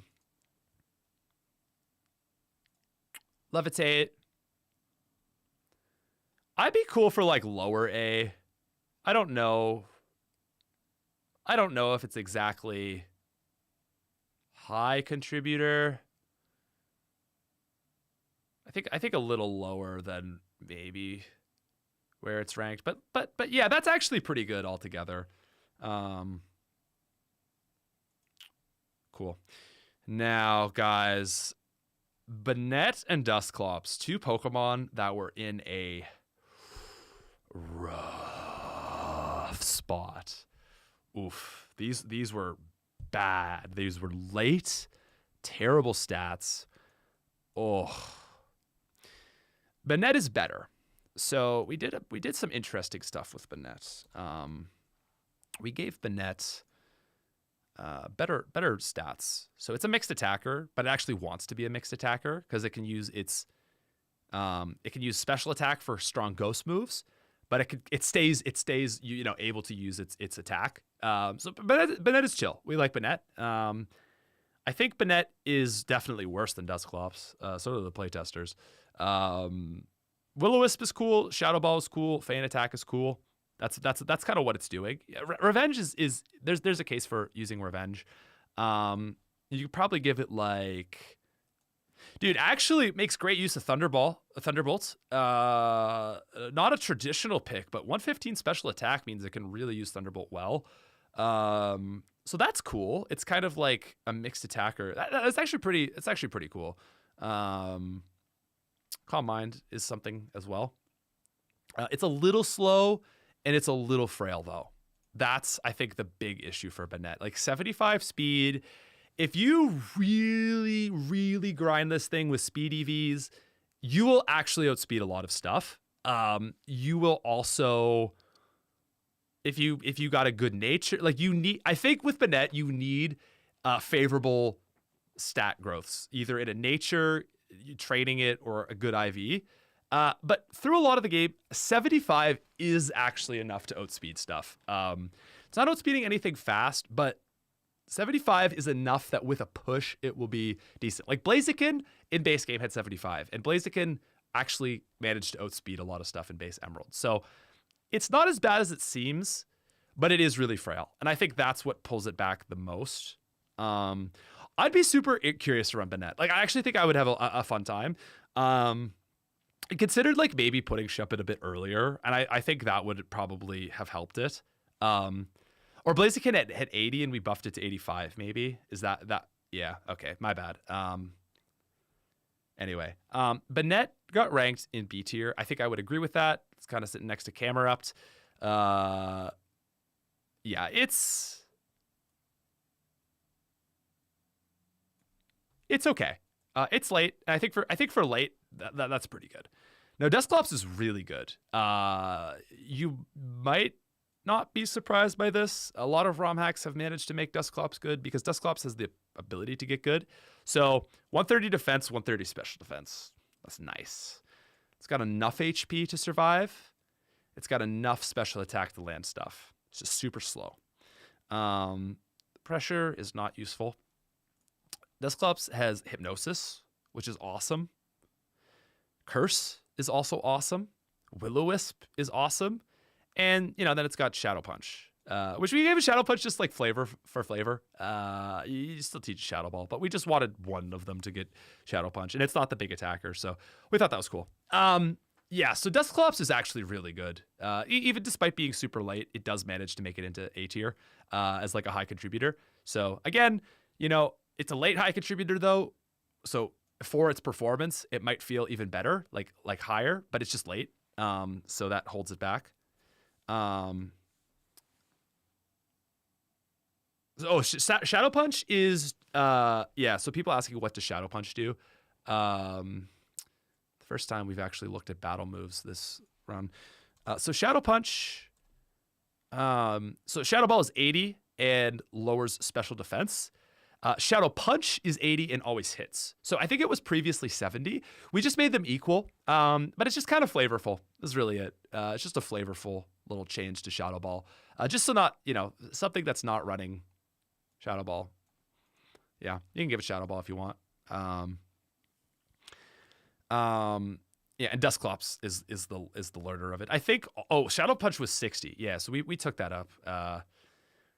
I think Dusclops is a really fun Pokemon, and if you use it, I think you'll be pretty satisfied. Sharpedo is another very good late game Pokemon. Sharpedo is one of those Pokemon that just it had it almost, and we just gave it the push to make it good. It's really fast, and now the big thing is Dark type is physical. So 120 power, physical Dark. It's got the special to do stuff with this Water Stab, but it's landing big, meaty, devastating crunches, and that is really why this thing is good. Early crunch. You have crunch as soon as you catch a Carvana. Amazing, arguably the best Pokemon in the Tate and Liza fight. I might be an idiot, but I think it is one of the better Tate and Liza fights Pokemon because water plus speed plus psychic immunity. Yeah, I think Sharpedo's great. I think Sharpedo is quite a useful Pokemon. Playtesters ranked it just above Medicham actually, so also high. Again, same thing as Dusclops. It's late, so maybe if it was super early, it could be better. But it's a bit later, so that does take it back a bit. Same thing. It's a glass cannon. But yeah, high A tier. It's a super strong Pokemon. One of the later water types that is actually good. Just so much better than a Golduck or a Wailord, just after Norman. Yeah. I guess I actually had that not quite in the right spot. It is, yeah, I thought it was good Rod Encounter. Same time as Starmie. That's still late. That is still late, I guess. Yeah. My bad. I think I was thinking it was a super odd encounter. Sharpedo's a super odd encounter, but Carvana isn't. My mistake. Either way, it's a pretty good Pokemon. Lantern, we couldn't fix every Pokemon. Lantern's really good in Crystal Legacy, so we were okay with letting it stay. We had to let some stuff stay at the back of the pack. Also, just to playtesters, do I have Huntail and Gorbis at the right spot, or is it Clamperl earlier as well? Just let me know. Oh, they are still late. They're late with Lantern, I think. Lantern is later than these two. Piloswine has been added to the game. This is our second last add to the game. 1 sec. Let's take a moment to hydrate. I'll get to Clamperl in a second, but yeah, Piloswine added to Shoal Cave. Ice and Ground is a really good combo. You can hit a lot of things. It is a really good offensive combo. I like that a lot. It's no Mamoswine, but Piloswine has good HP, has good attack, and enough bulk that it can actually do stuff. Yeah, I like Piloswine, man. Like, I think it's a good Pokemon. Or Stab Earthquake, Stab Blizzard is sick. You can also teach it Amnesia. It's good enough that you can get it this late and it can still contribute. Playtesters put it in, B tier. I think I would agree with that. Sort of lower B, just above Exploud. I think that's fair. I think we mostly added it for Glacia. She needed another ice Pokemon, and actually, it's scary enough. It's not her scariest Pokemon, but Stab Blizzard, Stab Earthquake is pretty threatening. Walrein stays winning. Walrein didn't need the buffs that Glalie got because Walrein is a really good Pokemon. It's late, and it doesn't even matter. Walrein, you can catch Celio a bit earlier, which is nice. It's still got the 44 Evo, but you catch it at a bit higher. Sorry, you can catch it at a bit of a higher level, so you can get Walrein a bit easier. Is what I'm trying to say. Dude, this thing does not need Encore, but it has Encore. It has Body Slam. It has Blizzard. It has Ice Ball, which is like rollout for ice types. It also obviously gets Surf. It gets Hydro Pump. And really the big thing is that it just has awesome stats. It's just really good all around. It's kind of like the trio. It completes sort of like the Flygon, Aggron, Walrein trio. Like I always think of those as a combo. Playtesters put it in A. I haven't used it myself, but I've used a Walrein before and it's pretty much unchanged. I feel like Walrein is better than Aggron. Actually, I feel like Walrein is better than a lot of these guys. Walrein's probably it's late, but like, man, does Walrein come in and cook? Like, oh, Walrein is so good. The thing about putting Seal early is it makes Shoal Cave entirely useless. And despite not becoming available until like almost the 7th gym, it's still an A tier Pokemon. I get the desire to put Seal early. We thought about it, but I don't know. Look at this guy. Does he really need like help? He's great, man. I love Sfeel, but like, yeah. How are they a trio? To me, they feel like the diet pseudo legendaries. They're like pseudos. Yeah. So, someone's like, how is Mightyena an A tier? So the thing is like, it's the total of all contribution through a playthrough. So like, Walrein's going to be a lot better for the E4 than a Mightyena.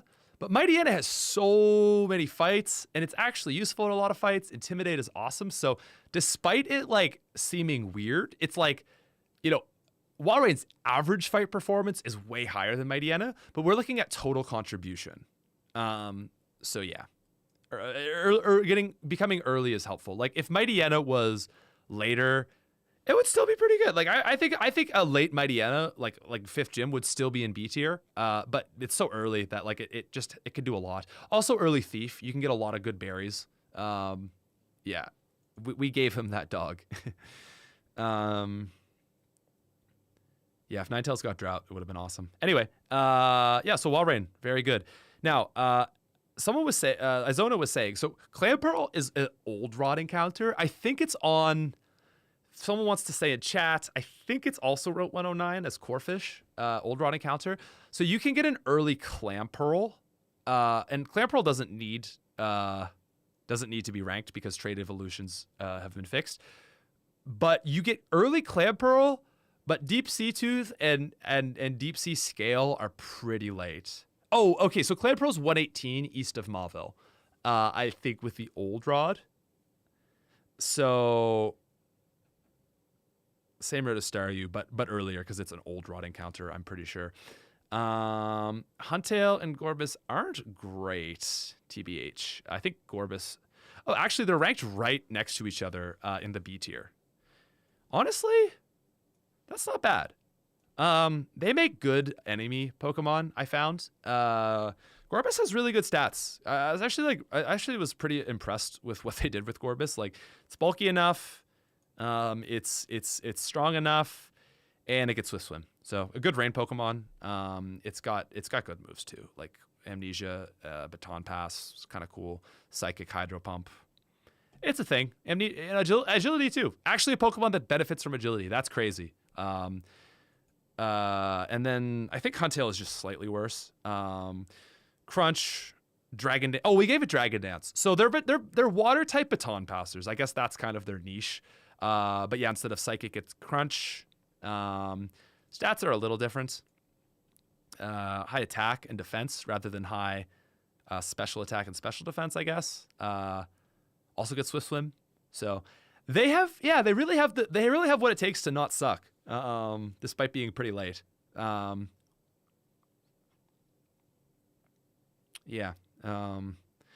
has great stuff to Baton Pass. Dragon Dance Huntail. So, they needed stuff. They needed stuff to be good, and like they're late, but like now they actually can contribute.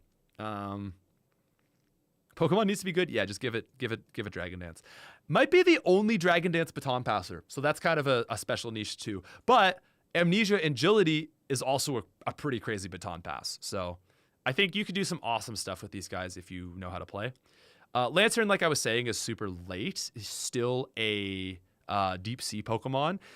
Chinchu's got to be down at the the game that introduced Dive. You got to put Chinchu down at the bottom of the seafloor, which is unfortunate because Lantern is a really good Pokemon, but it suffers from late availability.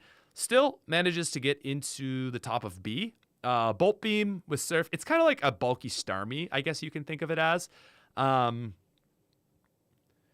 It's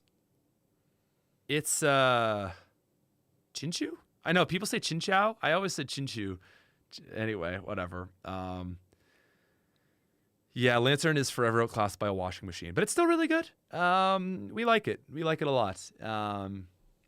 So that's all you can ask for. Okay, Relicanth. Relicanth is one of the other later super late Pokemon. Relicanth is tough to fix. Gonna be honest. Relicanth, we gave it more attack, and with I don't know if we gave it more speed, but it has Swift Swim. So Relicanth's niche number 1 is set up rain and hit things with strong rock moves, which is not a very good niche, but it can do that. It also gets Yawn, I guess. It's really hard to fix Relicanth. It's hard to fix a Pokemon that's so late. So it can be used on a rain team and it will do an okay job. Playtesters put it like, I'm guessing, sort of bottom C. Yeah, it's not particularly useful. Probably down here with this lad. Maybe above. I don't know. Someone makes a great point. So Hylindrill says, if you don't pick Blaziken, you're basically screwed on a fire type. So the reason that Blaziken is so good is not actually really because it's a fire type. If Blaziken was just a fire type, it would be not A tier, I guess. The reason that Blaziken is good is because it's a fighting type, It's just a fighting type that happens to also be fire, kind of like Breloom. It is not up here because of its fire type. Fire type is awesome. Like it does help it, but it's not up here because of fire. Yeah,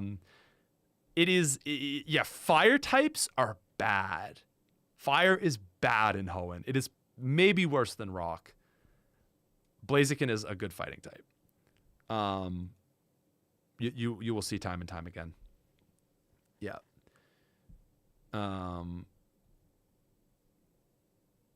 Yeah.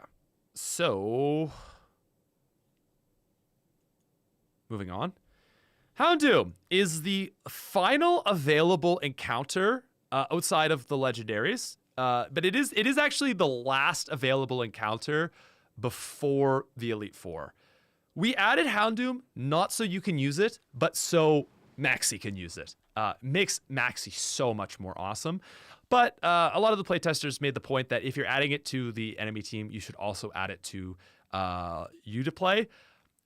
Houndoom was the most popular Pokemon on Hall of Fame teams in Crystal Legacy.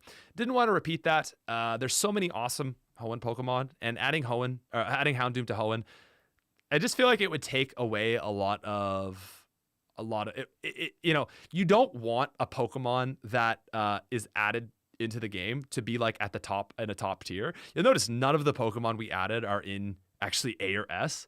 Very intentional, right? We don't want those Pokemon succeeding. They're more so there for the player. So you're not supposed to, Houndoom's not supposed to be good here. It's for Maxi, but we added it in, so we're throwing you the bone. You can get it before the Safari Zone post game now. Houndoom was ranked still in C. The last available Pokemon, still better than Ninetales. Fire puppy. That's embarrassing. But yeah, like Houndoom is good, and you can get it for the E4, and it will do stuff against. It'll be good for Phoebe. You know, it's a late game pick. It's good, I guess. It's useful, I guess, for. Actually, like Glacia, it'll do stuff against Sydney. It's good against Skarmory and Actually, not going to do great against Metagross because of Earthquake, but like you will outspeed Metagross and maybe get like a devastating flamethrower off. So you know what? Considering how late it is, it's actually still pretty useful. That's crazy. Like that's actually crazy that the last available Pokemon is still able to do a lot. I might actually just put Houndoom at the top of C for respect, because it's good when you get it. Dude, I might even put it at the bottom of B. I might put it down here because you just pick it up for free. And yeah, like it could probably kill a Metagross, like the champion's ace. Poor availability, but it's a very good Pokemon.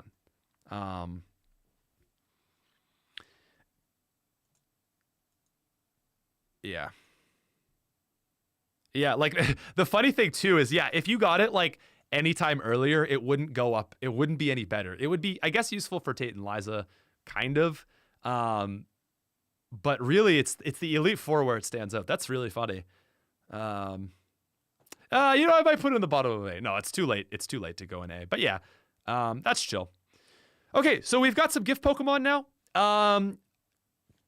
Gardevoir is too early, but Gardevoir can be acquired from the contest Pokemon.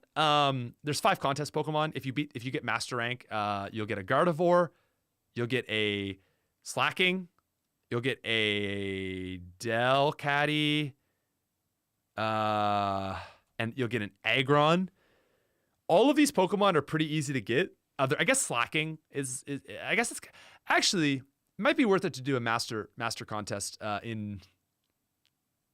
What is Slaking? I don't know what Slaking is, but anyway, it might be worth it to get a Slaking because you don't have to do all that effort. The Pokemon that benefits the most from doing the Master Rank competition is a Milotic, because we haven't changed Feebas's difficult requirements, because that's kind of a stylistic thing for completing the Pokedex. But we also understood that people want to be able to use Milotic, and it's a really good Pokemon, and it's really cool, and we wanted to give you an opportunity to use it. So, Slaking is smart, maybe. Anyway, Milotic is obviously beauty. We all know that. So you can get a Milotic now. You can get it by the technically before the 6th gym. There is an investment cost. You are going to have to get a master rank beauty, which is not without effort, but it's a really good Pokemon. And that's why I have it here in the sort of gifts, because it's kind of like a Pokemon you're probably not just going to catch on its own. You're going to have to do it. So I just felt like it was a little bit weird to rank. High level of effort to get. However, it is so good. Check out this. I mean, it's not really actually.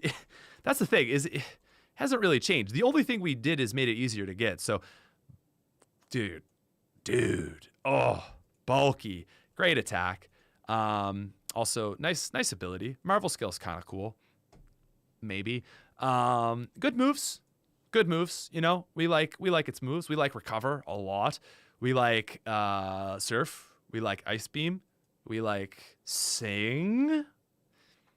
It's really good. Yeah, again, like, it doesn't even change that much. Its only thing that changed was its availability. So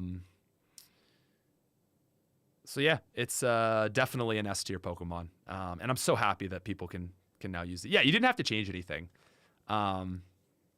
Slaking is cool, maybe? Yeah, I don't know.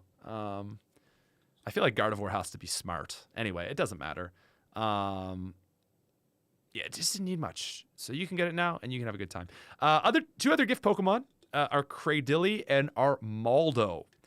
So I just finished a run with Armaldo, and I thought it was very good, but not great. Playtesters have it in A. I think I'd put it in A as well. It hits like a truck. Oh my god. Armaldo just like... Dude, Armaldo is like Psychic and Dark type, like the bane of their existence. It's slower than Heracross, but it's earlier than Heracross. Same attack. It's not as bulky as I would like. Like 180 feels good. Unfortunately, when you're a rock type, that 100 doesn't go as far as you're hoping. Yeah, you're not weak to flying. You're not weak to grass. You're not weak to grounds. You're not weak to fighting. But I don't know. I just found my Armaldo was getting wrecked. Like, it didn't have the staying power I wanted, and that's its biggest drawback. But it was one-shotting so many things. Like, it's one-shotting like Gardevoirs. It's one-shotting like just any dark or psychic type. It felt so good with Twin Needle. Rock Blast I didn't love because it's kind of inconsistent. Actually would probably make the case to do... I did Rock Blast, but I think going back I'd just do Ancient Power, because getting that 1 in 10 Omni Boost, you know, getting an Omni Boost every 10 times, it's going to help you once or twice in a run. I don't love Ancient Power because it's too unreliable, but yeah, it's cool. Protect is also nice. Free Protect for the Tate and Lazo fight, although that's pretty available. You also get Swords Dance, which is cool. I liked Armaldo a lot. A little frail, but overall it was a good performer. Just above Zangoose. I'm chill with that. We didn't give it Rock Slide because it never learned it before, and we felt like Rock Blast. Rock Blast is really good. It's 25 base power per hit, so 50 to 125 damage. Mostly doing 75, which is just under Rock Slide. Cradily is a really good AI Pokemon. I baton passed my Solrock into a Flygon. So I had a +6 defense, special defense Flygon.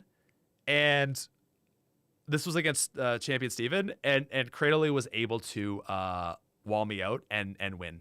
and actually beat me. Really, really good in like on the enemy team, because you can give it like Leech Seed, Recover, Curse. That's what it's got. Leech Seed, Recover, Curse, and I think Ancient Power. Plus Leftovers. It just never dies. If you're fighting Steven and you don't have an answer to this, get Toxic, because Toxic will kill it, but there's a lot of things that won't. And if you let it get set up with Curse, there's not a lot of stuff that can kill it, and you will lose. So just be careful of this thing. It's Steven's strongest Pokemon. Yeah, it sucks. What we have next? Okay. We're getting into some big dogs here. So Wobbuffet, finally, whatever. I don't know. Just going to put it at bottom of B because I hate Wobbuffet. You're not going to have a fun time running Wobbuffet. Who do we want to talk about first? I think we'll talk about order of acquisition. So, ladies and gentlemen, Metagross has been added to the game. You can catch a Beldum in Granite Cave. The thing with Metagross is that Beldum has the lowest catch rate in the game. Just to give you a base idea, Zigzagoon has a base catch rate of 225. That's really, really easy to catch. Mightyena, a base catch rate of 127. Let's see, a starter. If you encounter a Mudkip, 45 catch rate. That's pretty low. Okay. Beldum. Oh God. Beldum is really, really hard to catch. And that was implemented into the games intentionally. That was not what we did. That's what Game Freak did. It actually has the lowest catch rate in all of Pokemon. So it has 3. Yeah, and Zero says that bang on the money. Just like Mythicals. So Mythicals have 3 catch rate. And I don't know if there's any other Pokemon that actually has a 3 catch rate.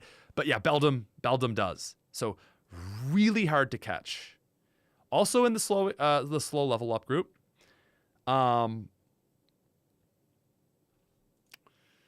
This thing is tough. This thing is tough to acquire. Still got its takedown. However, if we don't factor its difficulty to catch, second best Pokemon in the game. Arguably better than Swampert. Steel Psychic is that good. Metang is good for Gym 2, Gym 3. Not great in Gym 4, Gym 5, Gym 6, Gym 7. Metagross is pretty good for Gym 8. Not very good against Sydney. Contributes. It's good against...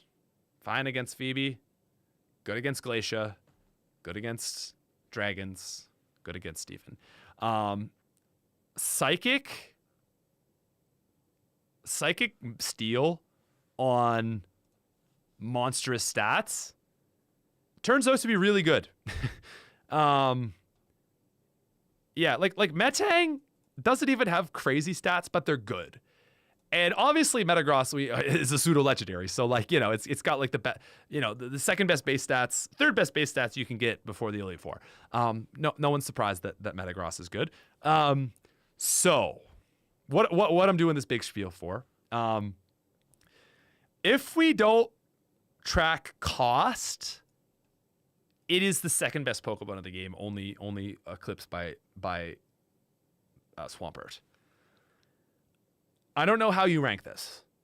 I don't know. It's gonna take the odds of getting a Beldum as early as possible are just like so low. You need to have something with Thunder Wave. I don't even know if you can get something with Thunder Wave that early.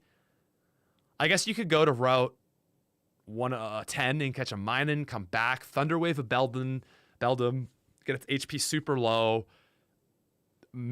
Just like sell everything to get Great Balls and get lucky. You're gonna be putting at least an hour into getting a Beldum. I'm just gonna leave it at top of S because that's not impossible.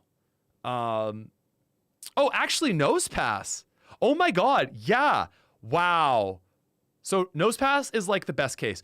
Oh, that's right. The other thing with Beldum is it also has takedown. So it will kill itself. And it also... Oh, yeah. Oh, yeah. Oh, I forgot about that. Oh. It also has a 1% encounter rate.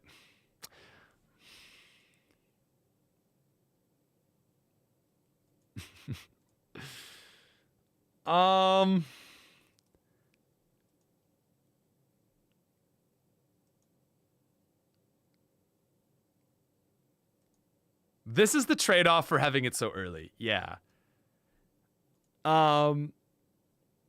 It is so good, and we needed to nerf that. Okay, so yeah, how you catch Metang or Beldum is you Nosepass to Thunder Wave it, and then you swap to a ghost type. So you're gonna, you know, Shedinja or whatchamacallit? Sableye. And then you just sit with its ghost move. That's how you catch it. Yeah, if you want it, it's gotta be rare. You still get a free one in post game. That's exactly it. That's the thing. Previously, it wasn't even on this tier list. It wasn't even on the tier list because you couldn't catch it. So we had to make it really hard. And yeah, we didn't give it a 3%. We didn't give it a 3 encounter rate, which is less than 3%, or catch rate. We didn't give a takedown. That's the game. All we did was give it the massive buff of putting it in the game after the first gym. Huge buff. And not only is that, but it is a pseudo legendary that actually helps you through the entire game and before it actually becomes, you know, pseudo statted. So I'll leave it there just to show you, like, it's really good, but keep in mind that it's super hard to catch. I think if you keep that in mind, like, I don't know, 1% of you are going to run Beldum and you're going to have a grand time, but it's probably down here because it's so hard to catch. It's the strongest Pokemon in Hoenn, and it's the hardest Pokemon to catch in Hoenn. That is Metagross. Now let's talk about Salamence. We've got a donation from, oh my God, Ferrari Kid. You're just cooking. Evan, I see you. I'm gonna get to you. But Ferrari Kid says, before stream ended, I just wanted to wish you, your team, and this awesome community a Merry Christmas, Happy Holidays, and Happy New Year. Hope y'all have an amazing December in 2025. Dude, cheers to you, man. And thank you so much for all the donations. Chat, I need to see another round of hearts for Ferrari Kid. And honestly, guys, yeah, like, dude, this is like it, guys. This is the end of the Legacy Trilogy is done. The Legacy Trilogy is done. And that feels so goddamn good. We're going to still have some patch updates coming for you over the next month. Just, there's going to be a bug or two. You know, there's going to be a few fixes we need to make. But yeah, the Legacy Trilogy is done. And I want to thank you guys. I want to thank all the playtesters. I want to thank literally everybody that has helped this project. There's like dozens of people have made this project possible. The fact that we were able to get 2 ROM hacks out in a year, 3 ROM hacks out in 18 months, crazy. Never ever would have thought we'd be able to do that. So yeah, guys, like, thank you so much for everything. It has been awesome. I'm super excited to just kind of switch it up with this channel. We're going to start making some bangers. I've thought about starting a playthrough channel as well. Smith Plays Plus. So that's going to be like, just like mashups of my recordings. So I might take like a stream, like for example, the stream I just did playing Emerald Legacy, just mash that up into one big long hour video and put that up on that channel and just like have that as a playthrough channel. But 2025, we're gonna like just focus on making like the best videos we can. We're gonna put ROM hacks to the back burner for a little bit, but we're gonna make videos that relate to what we've been doing. So we're gonna make a lot of like game design talking videos, like the video where we talk about like pseudos being designed poorly. You know, where we go through every pseudo in each game and we talk about its game design and why it works or why it doesn't. We're gonna do that for like tons of ideas, like starters, you know, early Pokemon, Pokemon like Gyarados, legendaries, you know, why legendaries don't really work in Pokemon, despite being like a necessary thing. tons of stuff like that. We're going to do like, it's going to be very adjacent to ROM hacking. Like we've done all this stuff with like, we understand like ROM hacking and we understand game design now. So if you like that, we're going to take all that knowledge that we've just had over 18 months of ROM hacking, and we're going to use it to make videos talking about the actual Pokemon games. That's kind of like where we're leaning, and where we're going to kind of move forwards. Also just like basic sort of videos, like the classic M&J style, you know, like the best in every game. That's kind of similar to stuff I've done in previous Pokemon or previous channels. They're really just list videos. They perform well and they're really fun to make. So that's going to be kind of where we're going to be moving. But you know, look out for the Crystal Legacy. Look out for maybe a Fire Red Leaf Green ROM hack in like 2 years or something. Who knows? But Ferrari, thank you so much. Also want to say thank you to Evan with the 5. Wait. What just happened here? Super chatted. Also has the best shiny. So Beldum has the best shiny in the game other than maybe Rayquaza. Fully agree with that. Beldum has a sick shiny. Also, Ronan Noonan with the 5 gifts. Thank you so much. That is awesome of you. And if I didn't thank you, then thank you. We've also got Kuan, who says, from Emerald Legacy 0.2.0 to Emerald Legacy dropping tomorrow. I love the work. I love the work that's been done and hope everyone has a blast. A proud playtester. Yeah, Kuan. I hope I'm not screwing up your names. I think I'm going to screw up some people's names. But dude, one of our playtesters, one of our blind playtesters came on for Emerald and has just been absolutely amazing. So I got to get all those thank yous out of the way. I've got to thank you at the end of tomorrow's video. But to just say a thank you live feels awesome. Anyway, we're not quite done. Just wanted to get through all the super chats. So thank you guys again, guys. Salamence. The big one that everybody wanted. Salamence was previously locked all the way to after Gym 8. Now, if you want to get an easy Salamence, what you can do is you can trade your Relicanth. This is Relicanth's best use case. Catch a Relicanth, trade it to the guy in Pacifilog. He will give you a Bagon. You can get a level 35 Bagon with fast growth to get Salamence. Okay, I know you're mad about the Metagross situation, but that's the deal, okay? That's the deal. We buff Metagross by putting it in the game. If you want to get a late Salamence, you know, you're dead set on grinding it anyway. We made it a little bit easier with the Relicanth trade EXP thing. However,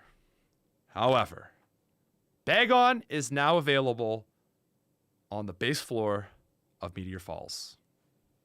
I know. Salamence is pound for pound the best Pokemon in the game. It's not near as good as Metang through the game. Like Metang has the power of steel on its side. And you know, its stats aren't great, but it's really you will be amazed by how good Metang is. What's Shelgon got? You know, Shelgon, defense, attack. You can make do with that, and it will be fine. Dragon is also cool because Dragon has a lot of resistances too, so it's not bad. Not a lot has been done to its learn set. It's got Dragon Breath, Crunch, Dragon Claw, kind of what you would expect. Flamethrower, Salamence gets Fly. Still 50 Evolution. Nothing drastic here actually. Big thing is just we made it earlier. And it's like a 5% encounter in Meteor Falls. It's not even that crazy. It also is going to be hard to catch. It's no Bagon, or it's no Beldum. Let me see here. Yeah, it's not like okay, so it's like 4% for Bagon. That's not too bad. That's not evil. Level 20. So, it's a Pokemon. But yeah, you evolved it at level 50. And, oh baby. Oh Metagross is also 45. I don't know if I mentioned that. That's just Metagross. Anyway, Salamence is the best Pokemon for the Elite Four, just because it's got incredible stats and Intimidate, and yeah. It is actually, where did playtesters rank Salamence?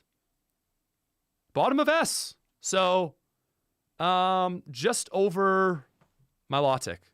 I'm just going to put these guys together maybe. Nah, I'm gonna leave Metagross at the bottom of S just because to show that it's an S tier Pokemon, but it's difficult to get pulls it back. Salamence is a much more realistic Pokemon, so I like S for sure. It's Dragon helps you through the game, and Shelgon is not terrible. It's a nice defensive type to have, and then Salamence just Wallace to that's Wallace, Wally, and the Elite Four. That's 7 major fights, like 7 difficult fights that Salamence just dominates for. I'm cool with it. Yeah, raising it's gonna be hard, and so that's why it is down there. But anyway, that's that. 4 more Pokemon. The Regis, guys. I just used a Regirock in my playthrough. Got it at level 40, and I gotta say, I was not very impressed with Regirock. So Regirock is a high defense Regi, high attack, 100 special defense. Almost, yeah, like, it just is like its HP is too low. If I could have redesigned the Regis, I would take 30 speed off. 50 is not outspeeding anything. Lose 30 speed, give it 100 base HP, just to help with its bulk. I was really disappointed by Regirock. You can do cool stuff with it. Like I gave it Toxic, Curse, Ancient Power, and like Sandstorm, and Sandstorm buffs its defense. It's just, it wasn't there for me. I don't know what other people think, but personally, I think Regirock is just a B tier. Like it's a legendary. It's a free pickup, right? It takes you gotta do the, like, you do gotta get a Wailord, you do gotta get a Relicanth. It's gonna take you at least a half an hour to get. So it's not free, but you can get it after Tate and Liza, and it's just instantly strong. I would maybe put it at the top of B. The problem is it's also dealing with a lot of water, so it's okay against Sydney, it's okay against Phoebe, it's bad against Glacia, it's bad against Drake, and it's okay against, yeah, even its fights, like its fights don't even match up very well. I'm actually gonna put Regirock in C tier. It's just not very impressive. Actually, like it's a decent Pokemon, but then its matchups then take it down a tier. If you could just pick it up for free and it had decent matchups, I'd say bottom of A. The effort takes it down to B, and then the matchups take it down to C. Yeah, poor Reggie. Cool Pokemon. I was really happy to catch it. It's got a great new sprite, but it's not very good. These two are much better. So actually, where do you catch Regice? I don't even know where Regice is located. Regirock is in the desert. Regice Chamber. I don't even know where you catch it. It's the same, like, north of Dewford. Oh, right. Yeah. It's north of Dewford. Oh, that's so weird. What an odd place, but that feels remote enough. Anyway, Regice is definitely better. So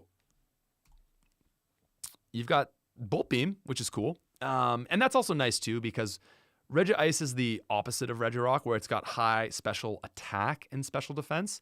So Regice is 200 defense, 100 attack. Ice is 100 special attack, 200 special defense. High special defense Pokemon are way more rare, actually. Like, I don't like. Actually, let's just look. Gen 3 Dex by special defense. I think there's like a little.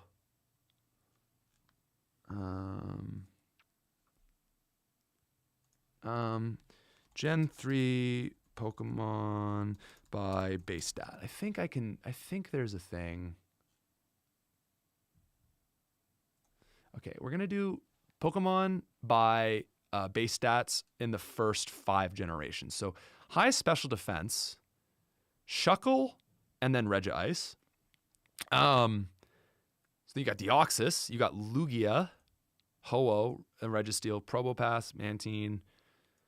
Like what's the next Pokemon is like Dusclops. And then that you can actually use Milotic, Tentacruel, Claydol, Kecleon.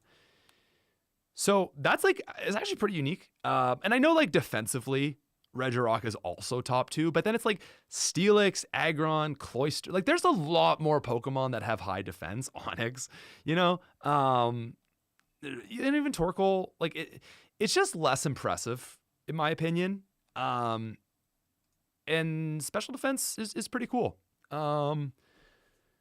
What's chat saying about Regice? That's partially why Tentacruel is so high. Yeah. So yeah. As Awkward says, that's the next thing that I wanted to get to. Is Regice actually deals good damage. 100 special attack. That's awesome. You've obviously got ice moves. You've got Blizzard. You've got Zap Cannon for free. But obviously you want to give this thing, Ice Beam. You want to give this thing Thunderbolt. That's amazing. That's a great combination. And again, special defense is way more awesome. Personally, I think Regice also just like ice versus rock type is way better. Like ice is going to be useful. You know, okay. High special defense and Thunderbolt for Wallace. That's awesome. Obviously like Dust Drake. Like what, you know, like, oh, Salamence is going to use Flamethrower. Okay. Just eats a Flamethrower. So I think Regice is pretty good, probably. Certainly top of A. Volt Beam, defense, special defense wall, favorable matchups in the E4. And yeah, Cheslin says you can also set up Hail, Accurate Blizzard, and you can also give it it also gives it a 50% defense boost. So it doesn't have great defense. Oh, only 100. So that would be, let's just say, 150. Dude, that in Hail is so much better than Regirock and Sandstorm. Like the special defense boost is nice, but it was still getting dusted. Yeah, Regice is nice. I like Regice a lot. I think I'd put it in A. You could build a Hail team around it.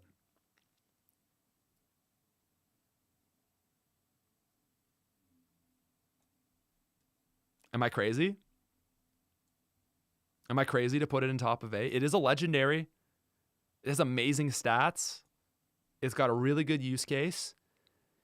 And you get it at level 40. So it doesn't even have like, it's just the actually picking it up that takes like 30, 45 minutes. Oh my God, it's 5 a.m. Holy shit. Or 5 p.m. Oh my God. Wow, the time is gone, guys. So we're wrapping this up here. Maybe behind Skarmory.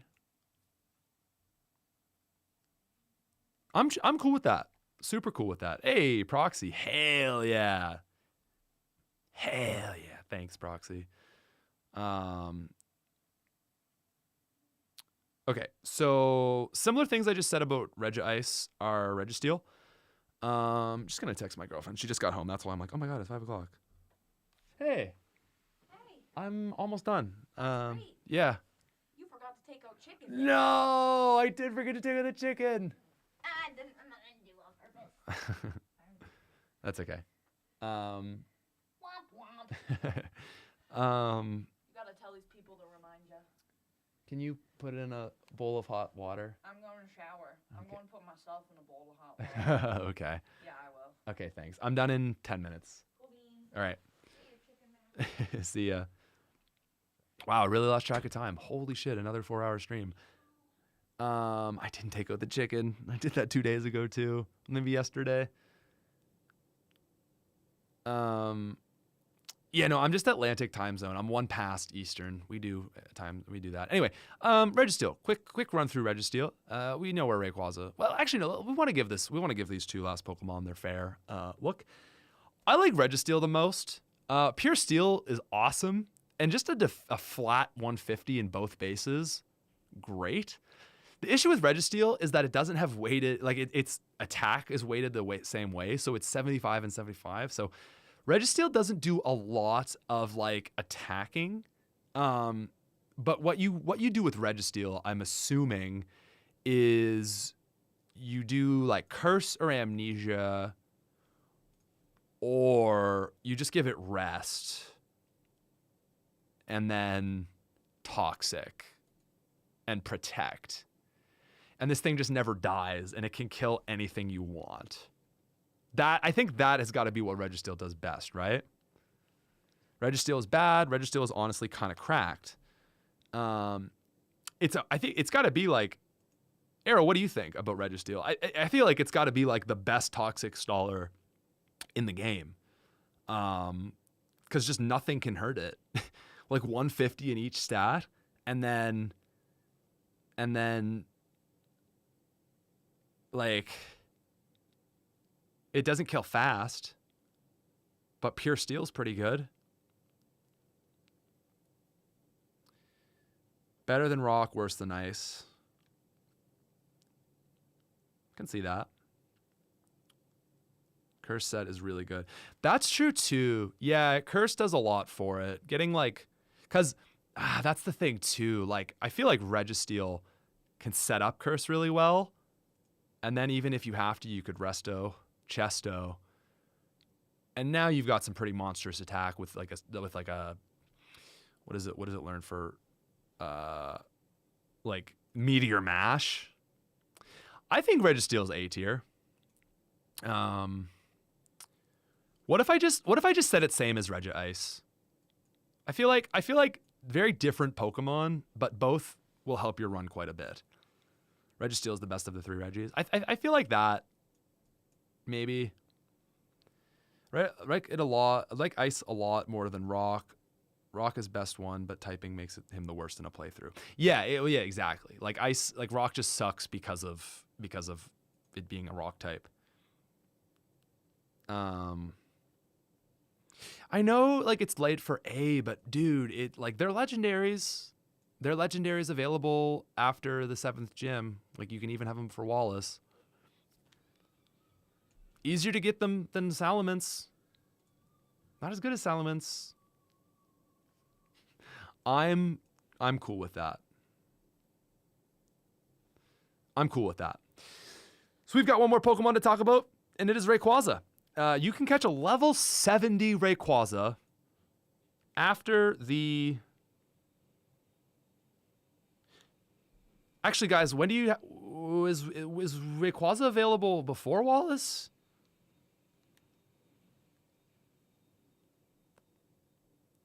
You get rid of Regirock's best set. Superpower Rock Slide is so good.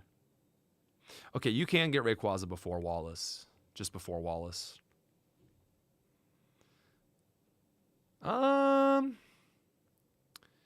6 fights, and it's like literally free.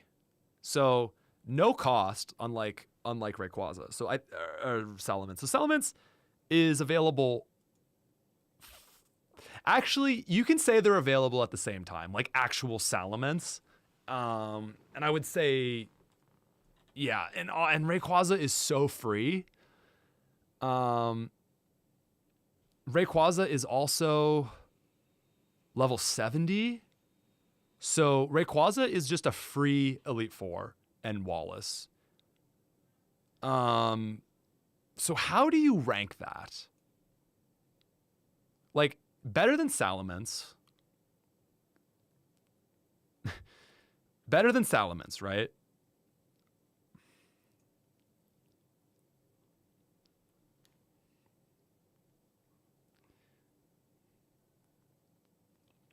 Compared to Aerodactyl and Crystal Legacy.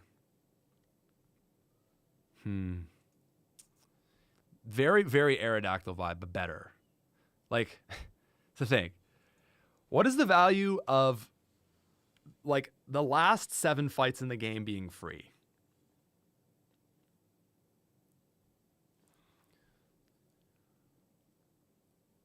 Like, there? In normal mode,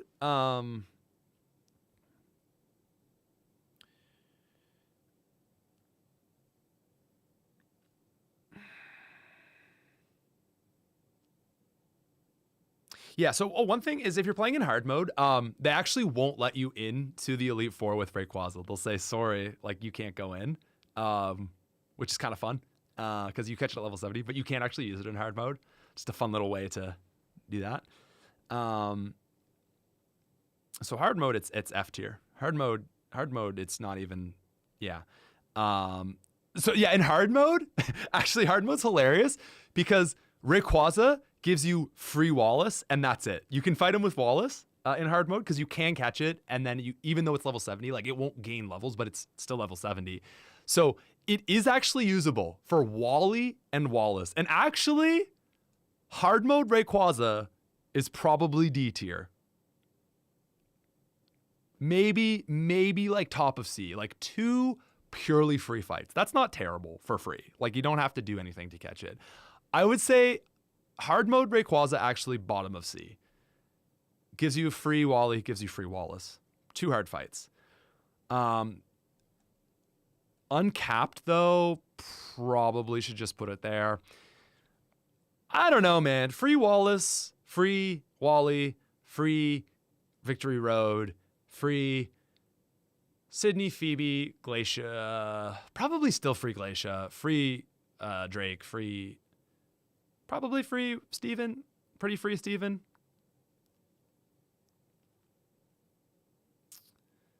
Seven, like, I mean, if you had a Pokemon that made 7 of the gyms free, you would put that there. I'm cool with that for Rayquaza. So, with that said, ladies and gentlemen, we've got the Lotties. Everything else is post-game. So that is it. Now, with that said, we have our top 5. We have, coming in at number 5, Starmie. Coming in at number 4, Breloom. Coming in at number 3, Ludicolo. 2 is Gardevoir. And probably not surprising to anyone, is people wanted me to remove SS because we don't support fascism on this channel. Just like no one was thinking that, but one person was at least thinking that. So no, actually, you know what? Because we won't give them that. That is double S tier. We won't give them that. It's ours. We're taking it back. Yeah, we won't let them have that. Top 5, obviously Swampert is the best. But I do think I like Rayquaza at the top of S tier. Yeah.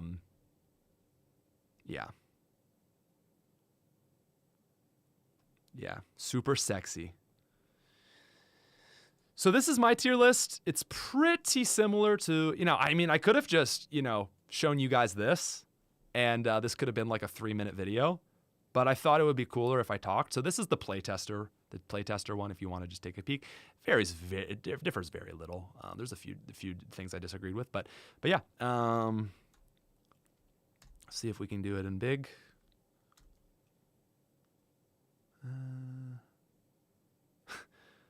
Let me see. I don't have a. This page doesn't have like a bar to scroll it, so I can't actually. One sec. There we go. Okay, that is your Emerald Legacy tier list. Yeah, sick. 4 hours. Just streamed 14 hours in 3 days, but that's Emerald Legacy, guys. We're releasing tomorrow. I'm pretty proud that we only have 1 F tier Pokemon and only 4 D tiers. That is like pretty impressive.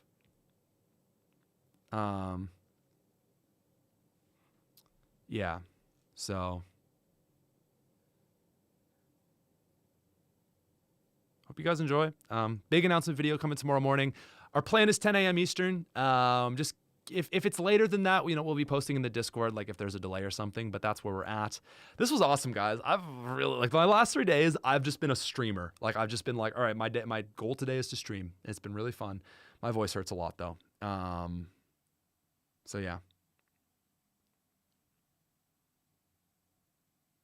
That's it. Friggin' done, man. Crazy. Crazy.